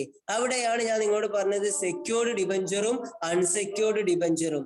Secured debentures are debentures which create a charge on the asset. ഞാൻ നിങ്ങളോട് നേരത്തെ സൂചിപ്പിച്ചൊരു വേർഡ് ഉണ്ടായിരുന്നു, അസറ്റുമ്മ ചാർജ് ചെയ്യപ്പെടുക. അതായത് ഈ അസറ്റുമ്മ അവർക്ക് എന്ത് ചെയ്യാണ്, അവർക്ക് റൈറ്റ് കൊടുക്കണം. once we couldn't pay that amount, they can realize the value from this asset. ഒരിക്കൽ എന്ത് ചെയ്യാണ്, കമ്പനിക്ക് പൈസ കൊടുക്കാൻ കഴിയാത്തൊരു അവസ്ഥ വന്നു കഴിഞ്ഞാല് അവർക്ക് എന്ത് ചെയ്യാൻ പറ്റും, അവർക്ക് ഈ അസറ്റ് റിയലൈസ് ചെയ്തിട്ട് അസറ്റ് വിറ്റിട്ട് അവർക്ക് അവരുടെ ക്യാഷ് തിരിച്ചു കിട്ടും എന്നുള്ള ഒരു ഉറപ്പ് അവിടെ വരുന്നുണ്ട്. അപ്പൊ അങ്ങനെ അസറ്റുമ ചാർജ് ചെയ്യപ്പെടുന്ന സെക്യൂർഡ് ആക്കുന്ന ഡിബഞ്ചേഴ്സിനെ നമ്മൾ സെക്യൂർഡ് ഡിബഞ്ചേഴ്സ് എന്ന് വിളിക്കും. Debentures which create a charge on the asset of that company is called secured debentures. എന്നാൽ നോൺ സെക്യൂർഡ് ഡിബഞ്ചേഴ്സ് എന്ന് പറഞ്ഞു കഴിഞ്ഞാൽ എന്ത്, അൺസെക്യൂർഡ് ഡിബഞ്ചേഴ്സ് എന്ന് പറഞ്ഞു കഴിഞ്ഞാലോ which don't create any charge on the asset of that company എന്നുള്ളതാണ്. കമ്പനീന്റെ കടപ്പത്രമൊക്കെ കൊടുക്കും, അക്നോളജ്മെന്റ് ഓഫ് ഡെറ്റ് ഒക്കെ അവിടെ സംഭവിക്കുന്നുണ്ട്. പക്ഷെ കമ്പനീന്റെ ഒരു അസറ്റുമ്പോഴും ഒരു റൈറ്റോ അല്ലെങ്കിൽ ഒരു ചാർജോ ചെയ്യപ്പെടുന്നില്ല. അപ്പൊ അത് സെക്യൂർഡ് അല്ല. അതുകൊണ്ടാണ് അതിന് അൺസെക്യൂർഡ് എന്ന് പറയുന്നത്. അതായത് കമ്പനി പാപ്പരായി പോയാല്, കമ്പനി ഇൻസോൾവെന്റ് ആയി കഴിഞ്ഞാൽ അവർ ആ ഡിബഞ്ചർ നഷ്ടപ്പെടുന്ന ഒരു അവസ്ഥ അവർക്ക് ഉണ്ടാകും. മറ്റവർക്കാണെങ്കിലോ അവർക്ക് ആ അസറ്റ് ചാർജ് അവിടെ സെക്യൂർഡ് ആണ്. ആ അസറ്റ് റിയലൈസ് ചെയ്തിട്ട് എന്ത് ചെയ്യാൻ പറ്റും, അവർക്ക് ആ ഫണ്ട് എടുക്കാൻ പറ്റും എന്നുള്ളതാണ്. അത് ക്ലിയർ ആണോ? സെക്യൂർഡ് ആൻഡ് അൺസെക്യൂർഡ് ക്ലിയർ ആണോടോ? ക്ലിയർ ആണ് സർ. ഇനി പിന്നെ വരുന്നത് രജിസ്റ്റേർഡ് ആൻഡ് ബിയറർ ആണ്. Registered debentures are those which are duly recorded in the register of debenture holders maintained by the company. കമ്പനിയെ സംബന്ധിച്ചിടത്തോളം ഒരു രജിസ്റ്റർ അവർ മെയിൻറ്റെയിൻ ചെയ്യും. അതിൽ അവർ ഡിബഞ്ചർ ഹോൾഡേഴ്സിന്റെ പേര് എഴുതി വെച്ചിട്ടുണ്ടാവും. അങ്ങനെ ഈ പെർട്ടിക്കുലർ ഡിബഞ്ചറെ ആ രജിസ്റ്ററിൽ പേര് എഴുതി വെക്കുന്നുണ്ടെങ്കിൽ അങ്ങനത്തെ ഡിബഞ്ചേഴ്സിനെ വിളിക്കുന്നതാണ് രജിസ്റ്റേർഡ് ഡിബഞ്ചേഴ്സ് എന്ന് പറഞ്ഞത്. ബിയറർ ഡിബഞ്ചേഴ്സ് എന്ന് പറഞ്ഞു കഴിഞ്ഞാലോ, ബിയറർ ഡിബഞ്ചേഴ്സ് ഒരിക്കലും ആ കമ്പനിയുടെ ഒഫീഷ്യൽ ഡിബഞ്ചർ ഹോൾഡർ ലിസ്റ്റിൽ എന്ത് ചെയ്തിട്ടുണ്ടാവില്ല, പേര് രേഖപ്പെടുത്തിയിട്ടുണ്ടാവില്ല. The bearer debentures are those which are issued without the names of debenture holders. Debenture holders ന്റെ നെയിം മെൻഷൻ ചെയ്യാതെ ഇഷ്യൂ ചെയ്യുന്ന ഡിബഞ്ചേഴ്സ് ആണ് എന്ത് പറയുന്നത്, bearer debentures. This can be transferred by mere delivery. ആ ഡിബഞ്ചറിന്റെ പ്രത്യേകത എന്താണെന്ന് അറിയോ? ഫസ്റ്റ് ഡിബഞ്ചർ പേര് എഴുതി വെക്കപ്പെട്ടതുകൊണ്ട് തന്നെ ആ ഡിബഞ്ചർ എന്റെ കയ്യിൽ എത്തി എന്ന് കരുതിയതുകൊണ്ട് എനിക്ക് ആ ഡിബഞ്ചറിന് റൈറ്റ് ഉണ്ട് എന്ന് പറയാൻ പറ്റൂല. പക്ഷെ ബിയറർ ഡിബഞ്ചർമ എന്താണ്, ബിയറർ ചെക്കൊക്കെ നിങ്ങൾ പഠിച്ചിട്ടുണ്ടാവും, പേര് മെൻഷൻ ചെയ്യാതെ. അപ്പൊ അങ്ങനെയാണെന്നുണ്ടെങ്കിൽ ബിയറർ ഡിബഞ്ചർ എന്ന് പറയുമ്പോൾ അത് പേര് മെൻഷൻ ചെയ്യപ്പെട്ടിട്ടുണ്ടാവില്ല. അതുകൊണ്ട് തന്നെ അത് നമ്മളെ കയ്യിലുണ്ടായാൽ മതി, നമുക്ക് ആ ഡിബഞ്ചർ ഹോൾഡിങ്ങിനുള്ള റൈറ്റ് ഉണ്ട് എന്ന് പറയാൻ പറ്റും. അപ്പൊ നമുക്ക് അതിന്റെ അവിടെ പറയുന്നത് this can be transferred by mere delivery. ആ ഡെലിവറി അവിടെ ഉണ്ടായ കഴിഞ്ഞാൽ തന്നെ എന്ത് ചെയ്യാൻ പറ്റും, അത് നമുക്ക് ട്രാൻസ്ഫർ ചെയ്യപ്പെടാൻ പറ്റും എന്നുള്ളത്. അല്ലാതെ നമുക്ക് ലീഗൽ ഫോർമാലിറ്റീസോ കൂടുതലായിട്ട് പേപ്പർ വർക്കോ കാര്യങ്ങളോ ഒരാളെ പേരിന്ന് മറ്റൊരാളെ പേർക്ക് മാറ്റേണ്ട അവസ്ഥയെ അങ്ങനെയൊന്നും വരുന്നില്ല എന്നുള്ളതാണ്. പിന്നെ ഫസ്റ്റ് ഡിവിഡൻഡും ഉണ്ട്, ഫസ്റ്റ് ഡിബഞ്ചറും ഉണ്ട്, സെക്കൻഡ് ഡിബഞ്ചറും ഉണ്ട്. Debentures that are repaid before other debentures are repaid. Debenture holders കുറെ ഉണ്ടാകും അല്ലെ, കുറെ ഡിബഞ്ചേഴ്സ് ഉണ്ടാകും ഒരു കമ്പനിയെ സംബന്ധിച്ചിടത്തോളം. അതുകൊണ്ട് തന്നെ ഫസ്റ്റ് ഡിബഞ്ചർ എന്ന് പറഞ്ഞാല് ഞാൻ നേരത്തെ പറഞ്ഞു റീപേയ്മെന്റ് ഓഫ് പ്രോഫിറ്റ് അങ്ങനെയൊക്കെ നമ്മൾ ഓരോന്നും പറഞ്ഞില്ലേ, അതുപോലെ എപ്പോഴെങ്കിലും ഡിബഞ്ചർ ഹോൾഡേഴ്സിനെ മുഴുവൻ സെറ്റിൽ ചെയ്യാണ്, അതായത് ഡിബഞ്ചർ ഹോൾഡേഴ്സിന് പൈസ തിരിച്ചു കൊടുക്കുകയാണ്. അങ്ങനെയാണെങ്കിൽ ഫസ്റ്റ് ഡിബഞ്ചേഴ്സ് എന്ന് പറഞ്ഞാൽ അവർക്ക് എന്താ മെച്ചെന്നറിയോ, ഫസ്റ്റ് അവരെ പേയ്മെന്റ് നടത്തും. അത് കഴിഞ്ഞിട്ടേ പ്രിഫറൻസ് ആർക്ക് കൊടുക്കുള്ളൂ, ബാക്കിയുള്ള ഡിബഞ്ചർ ഹോൾഡേഴ്സിന് കൊടുക്കുള്ളൂ. Debenture that are repaid before other debentures R repaid. ബാക്കിയുള്ള ഡിബഞ്ചേഴ്സിനെ റീപേ ചെയ്യുന്നതിന് മുന്നേ ഇവയെ റീപേ ചെയ്യും എന്നുള്ളതാണ് പറയുന്നത്. എന്നാൽ സെക്കൻഡ് ഡിബഞ്ചേഴ്സ് എന്ന് പറഞ്ഞു കഴിഞ്ഞാൽ എന്താണ്, ആദ്യത്തെ ഫസ്റ്റ് ഡിബഞ്ചേഴ്സിനെ കൊടുത്തു കഴിഞ്ഞതിന് ശേഷം മാത്രമേ സെക്കൻഡ് ഡിബഞ്ചർക്ക് കൊടുക്കുള്ളൂ. അപ്പൊ ഡിബഞ്ചർ തിരിച്ചു കൊടുക്കുന്ന ഒരു കേസുമായി ബന്ധപ്പെട്ട് നമുക്ക് ഡിബഞ്ചർ ഹോൾഡേഴ്സിന് രണ്ടായി രണ്ടാക്കി തരംതിരിക്കാൻ പറ്റും. ഫസ്റ്റ് ഡിബഞ്ചേഴ്സും സെക്കൻഡ് ഡിബഞ്ചേഴ്സും. ഫസ്റ്റ് ഡിബഞ്ചേഴ്സിന്റെ പ്രത്യേകത എന്താണ്? ഡിബഞ്ചേഴ്സിന് ഹോൾഡേഴ്സിന് എല്ലാം ഫണ്ട് തിരിച്ചു കൊടുക്കുമ്പോൾ ആദ്യം പ്രിഫറൻസ് ഫസ്റ്റ് ഡിബഞ്ചേഴ്സിനെ കയറാം. അത് കഴിഞ്ഞാലേ ഒന്നാമത്തെ ആളുകൾക്ക് ഫസ്റ്റ് ഡിബഞ്ചേഴ്സിന് കൊടുത്തു കഴിഞ്ഞാൽ മാത്രമേ സെക്കൻഡ് ഡിബഞ്ചർക്ക് കൊടുക്കുള്ളൂ എന്നുള്ളതാണ്. അങ്ങനെയാണ് ഈ convertible and non convertible debenture എന്തേക്കാരം? അതെന്തേക്കാരം നിങ്ങളെ ഞാൻ പറയും. കൺവേർട്ടബിൾ ഡിബഞ്ചറും നോൺ കൺവേർട്ടബിൾ ഡിബഞ്ചറും.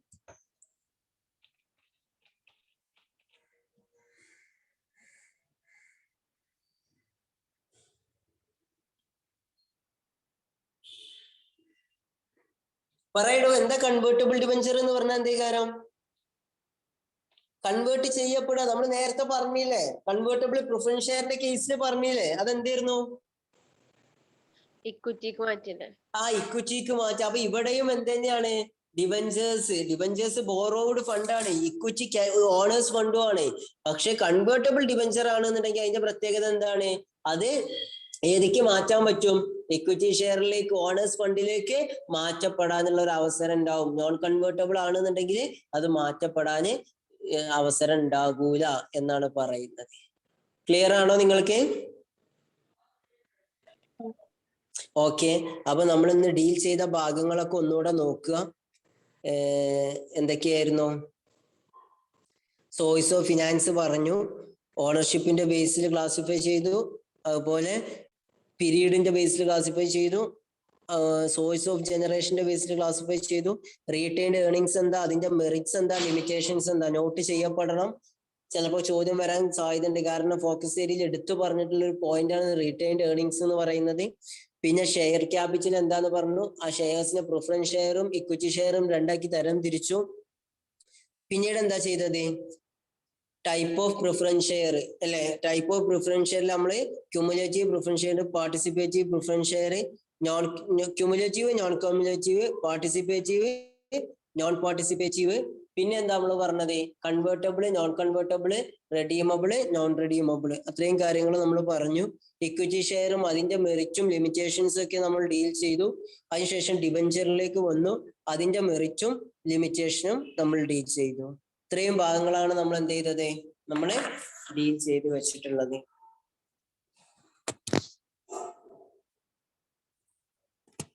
ക്ലിയർ ആണോ നിങ്ങൾക്ക്?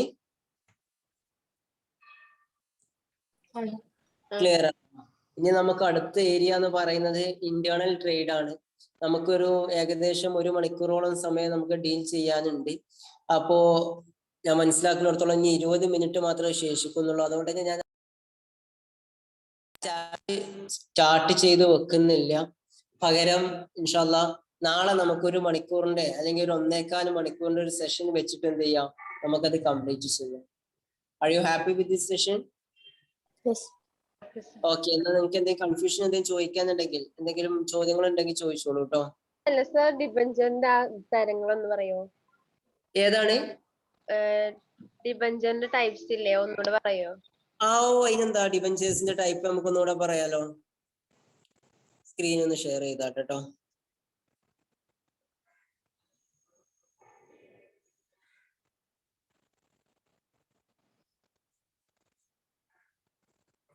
ഓക്കെ.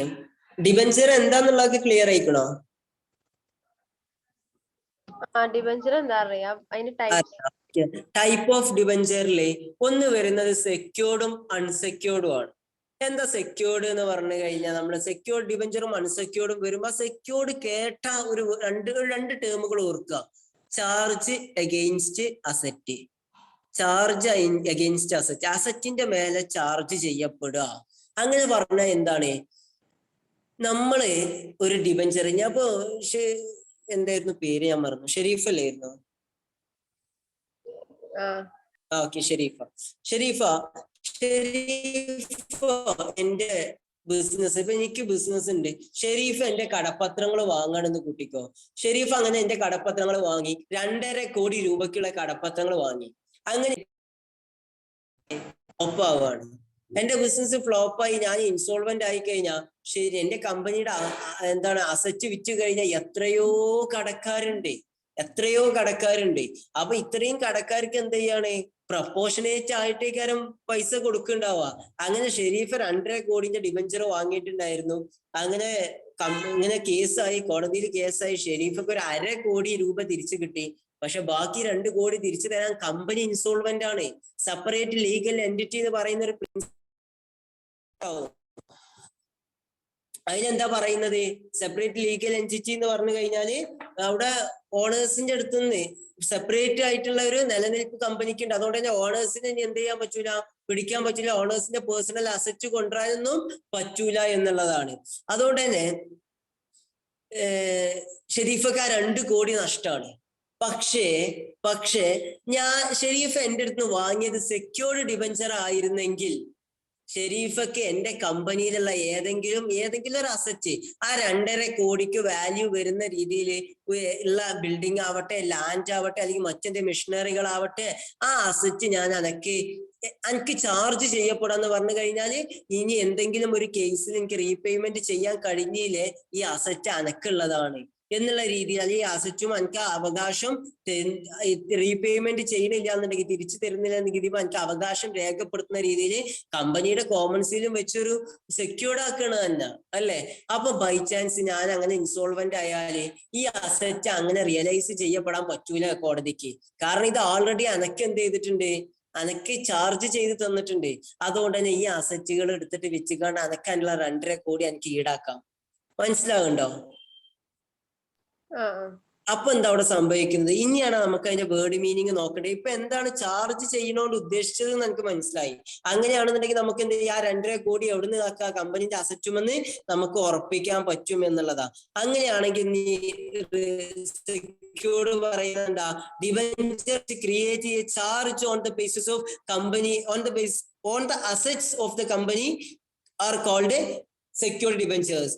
അവിടെ ശ്രദ്ധിച്ചോ, ചാർജ് ഓൺ ദ അസറ്റ്, ആ ഒരു ടെക്നിക്കൽ ടേം ആണ് നമ്മൾ നേരത്തെ പറഞ്ഞ പരിപാടി. അസറ്റുമാ ആ റൈറ്റ് ഉണ്ടാക്കി കൊടുക്കുന്ന അവസ്ഥ, ആ ഒരു സിറ്റുവേഷൻ, അതിനെ വിളിക്കുന്ന ടെക്നിക്കൽ ടേം ആണ് charge on the asset, charge അല്ലെങ്കിൽ ചാർജ് അഗെയിൻസ്റ്റ് ദ അസറ്റ് എന്ന് പറയാറുണ്ട്.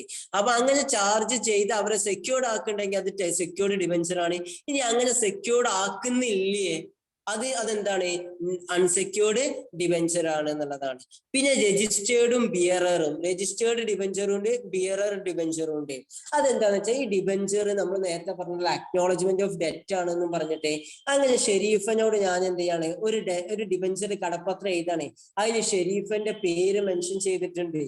അതുപോലെ എൻ്റെ ഒഫീഷ്യൽ റെക്കോർഡ്, എൻ്റെ കമ്പനിയുടെ ഒഫീഷ്യൽ ആയിട്ടുള്ള റെക്കോർഡ്സിൽ ഡിബഞ്ചർ ഹോൾഡേഴ്സിന്റെ പേരിൽ ഞാൻ ഷെരീഫിന്റെ പേര് എഴുതി വെക്കുന്നുണ്ടെങ്കിൽ അത് രജിസ്റ്റേർഡ് ഡിബഞ്ചർ ആണ്. ഇനി അതല്ല, ഞാൻ ഷെരീഫൊക്കെ ഒരു ഡിബഞ്ചർ തന്നു, അതിമ പേരൊന്നും എന്ത് ചെയ്തിട്ടില്ല, റെക്കോർഡ് ചെയ്യപ്പെട്ടിട്ടില്ല. ഞാൻ എൻ്റെ കയ്യിൽ നിന്ന് എടുത്ത് എൻ്റെ കയ്യിലേക്ക് തന്നതോടുകൂടി എന്തായി, അത് ഡെലിവേർഡ് ആയി. ആ ട്രാൻസ്ഫർ ചെയ്യുന്നതോടുകൂടി അവിടെ ഡിബഞ്ചർ എന്ത് ചെയ്തു, ഒഫീഷ്യലി ഈ ഡിബഞ്ചർ ഹോൾഡർ ആയി. പക്ഷേ എൻ്റെ പേര് അതിമ മെൻഷൻ ചെയ്യപ്പെടുന്നുണ്ടാകൂല എന്നുള്ളതാണ്.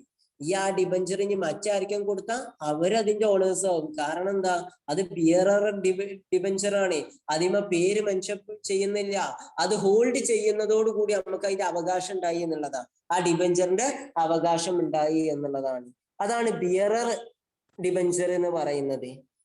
ക്ലിയർ ആണോ നിങ്ങൾക്ക്? ഇനി എന്തെങ്കിലും പറയേണ്ട ആവശ്യമുണ്ടോ, കൺഫ്യൂഷൻ ഉണ്ടോ ബിയറർ ഡിബഞ്ചർ? ഇല്ല, ഓക്കെ ആണ്. പിന്നെ ഫസ്റ്റ് ആൻഡ് സെക്കൻഡ് ഡിബഞ്ചർ, നമ്മുടെ ഡിബഞ്ചേഴ്സിനെ മുഴുവൻ റീപേയ്മെന്റ് നടത്തുകയാണ്. അങ്ങനെ റീപേയ്മെന്റ് നടത്തുകയാണ് എന്നുണ്ടെങ്കിൽ അവിടെ ഒരു ചോദ്യം ഉണ്ട്, ആദ്യം ആർക്ക് കൊടുക്കും, പിന്നെ ആർക്ക് കൊടുക്കും? കാരണം എല്ലാവരും ഡിബഞ്ചർ ഹോൾഡേഴ്സ് അല്ലേ. അപ്പോ അവിടെ 2 വിഭാഗം ആളുകളുണ്ട്, ഫസ്റ്റ് ഡിബഞ്ചേഴ്സും ഉണ്ട്, സെക്കൻഡ് ഡിബഞ്ചേഴ്സും ഉണ്ട്. ഫസ്റ്റ് ഡിബഞ്ചേഴ്സിന് ഒരു പ്രിഫറൻസ് ഉണ്ട്, ആദ്യം അവർക്ക് കൊടുക്കും എന്നിട്ടേ സെക്കൻഡ് ഡിബഞ്ചേഴ്സിന് കൊടുക്കുള്ളൂ. അപ്പൊ സെക്കൻഡ് ഡിബഞ്ചർ എന്ന് പറഞ്ഞാൽ എന്താണ്, ആദ്യം ഫസ്റ്റ് ഡിബഞ്ചേഴ്സിന് കൊടുത്തതിന് ശേഷം ആർക്കാണോ കൊടുക്കുന്നത് ഓരാണ് സെക്കൻഡ് ഡിബഞ്ചേഴ്സ്. ഫസ്റ്റ് ഡിബഞ്ചേഴ്സിന് കിട്ടിയതിന് ശേഷം മാത്രമേ ആ പേയ്മെന്റ് ആർക്ക് കിട്ടുള്ളൂ? സെക്കൻഡ് ഡിബഞ്ചേഴ്സിന് കിട്ടുള്ളൂ. ടോട്ടൽ ഡിബഞ്ചർ ഹോൾഡേഴ്സിനെ രണ്ടായിട്ട് തരംതിരിക്കുകയാണ്, ഫസ്റ്റ് ഡിബഞ്ചറും സെക്കൻഡ് ഡിബഞ്ചറും. ഫസ്റ്റ് ഡിബഞ്ചർക്ക് ആദ്യം പൈസ കിട്ടും, അത് കഴിഞ്ഞിട്ടേ സെക്കൻഡ് ഡിബഞ്ചേഴ്സിന് പൈസ തിരിച്ചു കിട്ടുള്ളൂ എന്നുള്ളത് ഓർത്ത് വെക്കുക. കൺവേർട്ടബിളും നോൺ കൺവേർട്ടബിളും നിങ്ങൾക്കറിയാം. പ്രിഫറൻസ് ഷെയറിലേക്ക് മാറ്റുന്നതാണെന്നുണ്ടെങ്കിൽ ഇക്വിറ്റി ഷെയറിലേക്ക് മാറ്റാൻ പറ്റുന്നതാണെന്നുണ്ടെങ്കിൽ, കൺവേർട്ട് ചെയ്യപ്പെടാൻ പറ്റുന്നതാണെന്നുണ്ടെങ്കിൽ കൺവേർട്ടബിൾ പ്രിഫറൻസ് ഷെയറും, നോൺ കൺവേർട്ടബിൾ പ്രിഫറൻസ് ഷെയർ എന്ന് പറഞ്ഞാൽ നമുക്ക് ഇക്വിറ്റി ഷെയറിലേക്ക് മാറ്റപ്പെടാൻ കഴിയാത്ത പ്രിഫറൻസ് ഷെയറിനെ നോൺ കൺവേർട്ടബിൾ പ്രിഫറൻസ് ഷെയർ എന്നും പറയപ്പെടുന്നുണ്ട്. ക്ലിയർ ആണോ?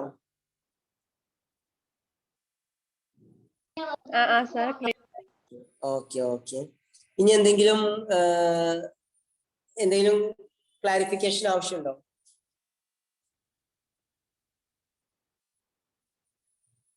ഓക്കെ അല്ലേ? എന്നാ ഇൻഷാല്ലാ നമുക്ക് നെക്സ്റ്റ് സെഷനിൽ എന്ത് ചെയ്യാം, നമുക്ക് ഇന്റേണൽ ട്രേഡ് എന്ന് പറയുന്ന, റീറ്റെയിൽ ട്രേഡ് എന്ന് പറയുന്ന ആ ഒരു ചാപ്റ്റർ ഡീൽ ചെയ്യാം കേട്ടോ. എക്സാം അടുത്തില്ല, 6-ാം തീയതി എക്സാം. മോഡൽ ഇതിന്റെ ഇടയിൽ വരുന്നുണ്ട്. മോഡലിനെ നല്ല രീതിയിൽ പോസിറ്റീവായിട്ട് തന്നെ നോക്കി കാണണം. മോഡലിന് എക്സാം ഞാൻ മനസ്സിലാക്കിയിടത്തോളം ഗവൺമെന്റ് ഡിക്ലെയർ ചെയ്തിട്ടുള്ള നോട്ടിഫിക്കേഷൻ പ്രകാരം നിങ്ങൾ വീട്ടിൽ തന്നെ ഇരുന്ന് എഴുതുകയും അത് അധ്യാപകർക്ക് ഓൺലൈൻ മുഖേന അയച്ചു കൊടുത്തിട്ട് അവരുടെ അടുത്ത് എന്ത് ചെയ്യുക, സപ്പോർട്ടുകൾ ചോദിക്കുകയുമാണ് നമ്മളെ ഈ ഒരു മോഡൽ എക്സാമിൽ പറയുന്നത്. 1 വർഷത്തോളം വീടിന്റെ ഉള്ളിൽ മാത്രമാണ് നിങ്ങൾ ശ്രദ്ധിക്കേണ്ട കുറച്ച് പോയിന്റ്സ്. സ്കൂളുകളിൽ പോകുന്നുണ്ട് എന്നുണ്ടെങ്കിൽ ആ എൻവയോൺമെന്റുമായി ഒന്നുകൂടെ അക്കാഡമിക് എൻവയോൺമെന്റ് ഒന്നുകൂടെ ഇടപഴകാണ്. അതിന്റെ അർത്ഥം നിങ്ങൾ നോട്ട് ചെയ്യപ്പെടും. ഓൺലൈൻ സെഷനിൽ നിങ്ങൾ ഇതൊന്നും ഇല്ല എന്നൊന്നും അല്ല. എന്നിരുന്നാലും എന്തോ അവിടെ ഒരു, നിങ്ങൾക്ക് തന്നെ അറിയാലോ, ഒരു ഫീലിങ്ങിന്റെ വ്യത്യാസം വരുന്നുണ്ട്. 2, ചില ആളുകൾ PDF ഒക്കെ അധ്യാപകർ അയച്ചു തരുന്ന PDF ആയതുകൊണ്ട് തന്നെ അത് നോട്ട് ചെയ്യാതെ പോയി പ്രിന്റ് എടുക്കുന്ന ആളുകൾ ഉണ്ടായിരിക്കാം. അങ്ങനെ പ്രിന്റ് എടുക്കുന്നവർ എന്ന് പറഞ്ഞു കഴിഞ്ഞാൽ എഴുതുന്ന സ്പീഡ് 2.5 മണിക്കൂർ കൊണ്ട് 80 മാർക്കിന്റെ ചോദ്യങ്ങൾക്ക് എഴുതാൻ കയ്യിനൊരു വഴക്കുണ്ട് അല്ലെ? ആ വഴക്കൊക്കെ നഷ്ടപ്പെട്ടിട്ടുണ്ടാവും നമ്മൾ കുറെ കാലം എഴുതാതിരിക്കുകയാണെന്നുണ്ടെങ്കിൽ. അപ്പോ അതുപോലെ ടൈം മാനേജ്മെന്റ്, സാറ് 1 മണിക്കൂറിനും വേണ്ടിയിട്ട് സാറ് ക്ലാസ്സിൽ വരും. 40 മിനിറ്റ് അല്ലെങ്കിൽ 45 മിനിറ്റ് സാറ് ക്ലാസ് എടുത്തിട്ട് ഒരു പക്ഷെ നോട്ട് തരുന്ന അധ്യാപകനാണെന്നുണ്ടെങ്കിൽ 45 മിനിറ്റ് എടുത്ത ക്ലാസ്സിന്റെ 15 മിനിറ്റ് കൊണ്ട് നോട്ട് എഴുതുമ്പോ സാറ് സ്പീഡ് പറയുന്നുണ്ടാവും. ചിലപ്പോ നിങ്ങൾ എന്ത് ചെയ്യും, സാറിനോട് സ്ലോലി എന്ന് പറഞ്ഞാലും പതിയെ നിങ്ങൾ അറിയാതെ ആ സ്പീഡിൽ എഴുതാനുള്ള ഒരു പെർഫെക്ഷൻ ഉണ്ടാക്കിയെടുക്കുന്നുണ്ട്. അതൊക്കെ അപ്പോഴും കയ്യിന് വഴക്കം കിട്ടുകയാണ്. അതൊക്കെ എപ്പോ നഷ്ടപ്പെട്ടിട്ടുണ്ടാവും? റിലാക്സ് ചെയ്ത് വീട്ടിൽ നിന്ന് എഴുതുന്ന സമയത്ത് നഷ്ടപ്പെട്ടിട്ടുണ്ടാവും. ഒന്നും ബുദ്ധിമുട്ടല്ല. അപ്പൊ ആ മോഡൽ എക്സാമിന് ടൈം മാനേജ്മെന്റ് പെർഫെക്റ്റ് ആക്കാൻ, ഈ കയ്യിന്റെ ഒരു വഴക്കും കാര്യങ്ങളൊക്കെ പെർഫെക്റ്റ് ആക്കി മാറ്റാൻ, 2 ഇത്രയും കാലം പഠിച്ച് എക്സാമിന്റെ തൊട്ട് മുന്നേ ഒരു മോഡൽ എക്സാം എന്ന് പറയുമ്പോൾ നിങ്ങൾ ആലോചിച്ച് നോക്കൂ, ആ എക്സാമിനെ പോസിറ്റീവായിട്ട് കാണണം. കാരണം നമുക്ക് നമ്മളെ ഒരു ഇതുവരെയുള്ള പഠനവും അതുപോലെ എക്സാമിന്റെ ആ ഫിസിക്കൽ അറ്റ്മോസ്ഫിയർ ഒക്കെ സെറ്റ് ചെയ്യാൻ കിട്ടുന്ന ഒരു അവസരമാണ്. അതിനെ നെഗറ്റീവ് ആയിട്ടല്ല കാണുക, അത്രയും പോസിറ്റീവായിട്ട് കണ്ടിട്ട് ആ എക്സാം പേപ്പർ അധ്യാപകർക്ക് അയച്ചു കൊടുക്കുകയും അതാത് അധ്യാപകരിൽ നിന്ന് അതിന്റെ ഫീഡ്ബാക്ക് വാങ്ങുകയും പോലെ എല്ലാം ക്ലിയർ ആക്കിയിട്ട് വേണം എന്ത് ചെയ്യാന്, എക്സാമിന് പോവാന്. അപ്പൊ വീട്ടിലൊക്കെ ഇരുന്ന് എക്സാം എഴുതുമ്പോ ഉപ്പാനോടോ ഉമ്മാനോടൊക്കെ ഒന്ന് പറയാ, ഞാൻ എക്സാമിന് കയറാണ് കേട്ടോ, ഇനി എന്താ ചെയ്യരുത്, ഇടയിൽ വിളിക്കരുത് എന്നൊക്കെ പറഞ്ഞിട്ട് അവരും കൂടെ സപ്പോർട്ട് നിങ്ങൾ നേടിയെടുത്തിട്ട് വേണം എന്ത് ചെയ്യാന്, എക്സാം എഴുതാന്. അലാറം വെക്കണം, 2.5 മണിക്കൂറിന്റെ അലാറം വെക്കണം. അതിന്റെ ഇടയിൽ സമയം മാത്രമേ ഉപയോഗിക്കാൻ പാടുള്ളൂ. പിന്നെ ഇനി മൊബൈൽ വെച്ചിട്ടാണ്, കയ്യിൽ കാൽക്കുലേറ്ററോ ക്ലോക്കോ ഒന്നും അല്ല, മൊബൈലിൽ വെച്ചിട്ടാണെന്ന് തൽക്കാലം അത് ഫ്ലൈറ്റ് മോഡിലോ ഡു നോട്ട് ഡിസ്റ്റർബ് മോഡിലോ ഇട്ട് വെക്കുക. എന്നിട്ട് എക്സാം ഫിനിഷ് ചെയ്തതിന് ശേഷം മാത്രം എന്ത് ചെയ്യുക, ഫോൺ ചെക്ക് ചെയ്യുക എന്നുള്ളതാണ്. അപ്പൊ അങ്ങനത്തെ കാര്യങ്ങളൊക്കെ സീരിയസ് ആയിട്ട് ഇരുന്ന ഒരു എക്സാമിന്റെ എല്ലാ എൻവയോൺമെന്റും ഉണ്ടാക്കിയെടുത്തിട്ട് വേണം എന്ത് ചെയ്യാന്, എക്സാം എഴുതാൻ എന്നുള്ളത് ശ്രദ്ധിക്കുക. ഇൻഷാ അല്ലാഹ് നാളത്തെ സെഷനിൽ നമുക്ക് എന്ത് ചെയ്യാം, നമുക്ക് റീറ്റെയിൽ ട്രേഡുമായിട്ട് കണ്ടുമുട്ടാം. Hope you guys enjoyed this session. By.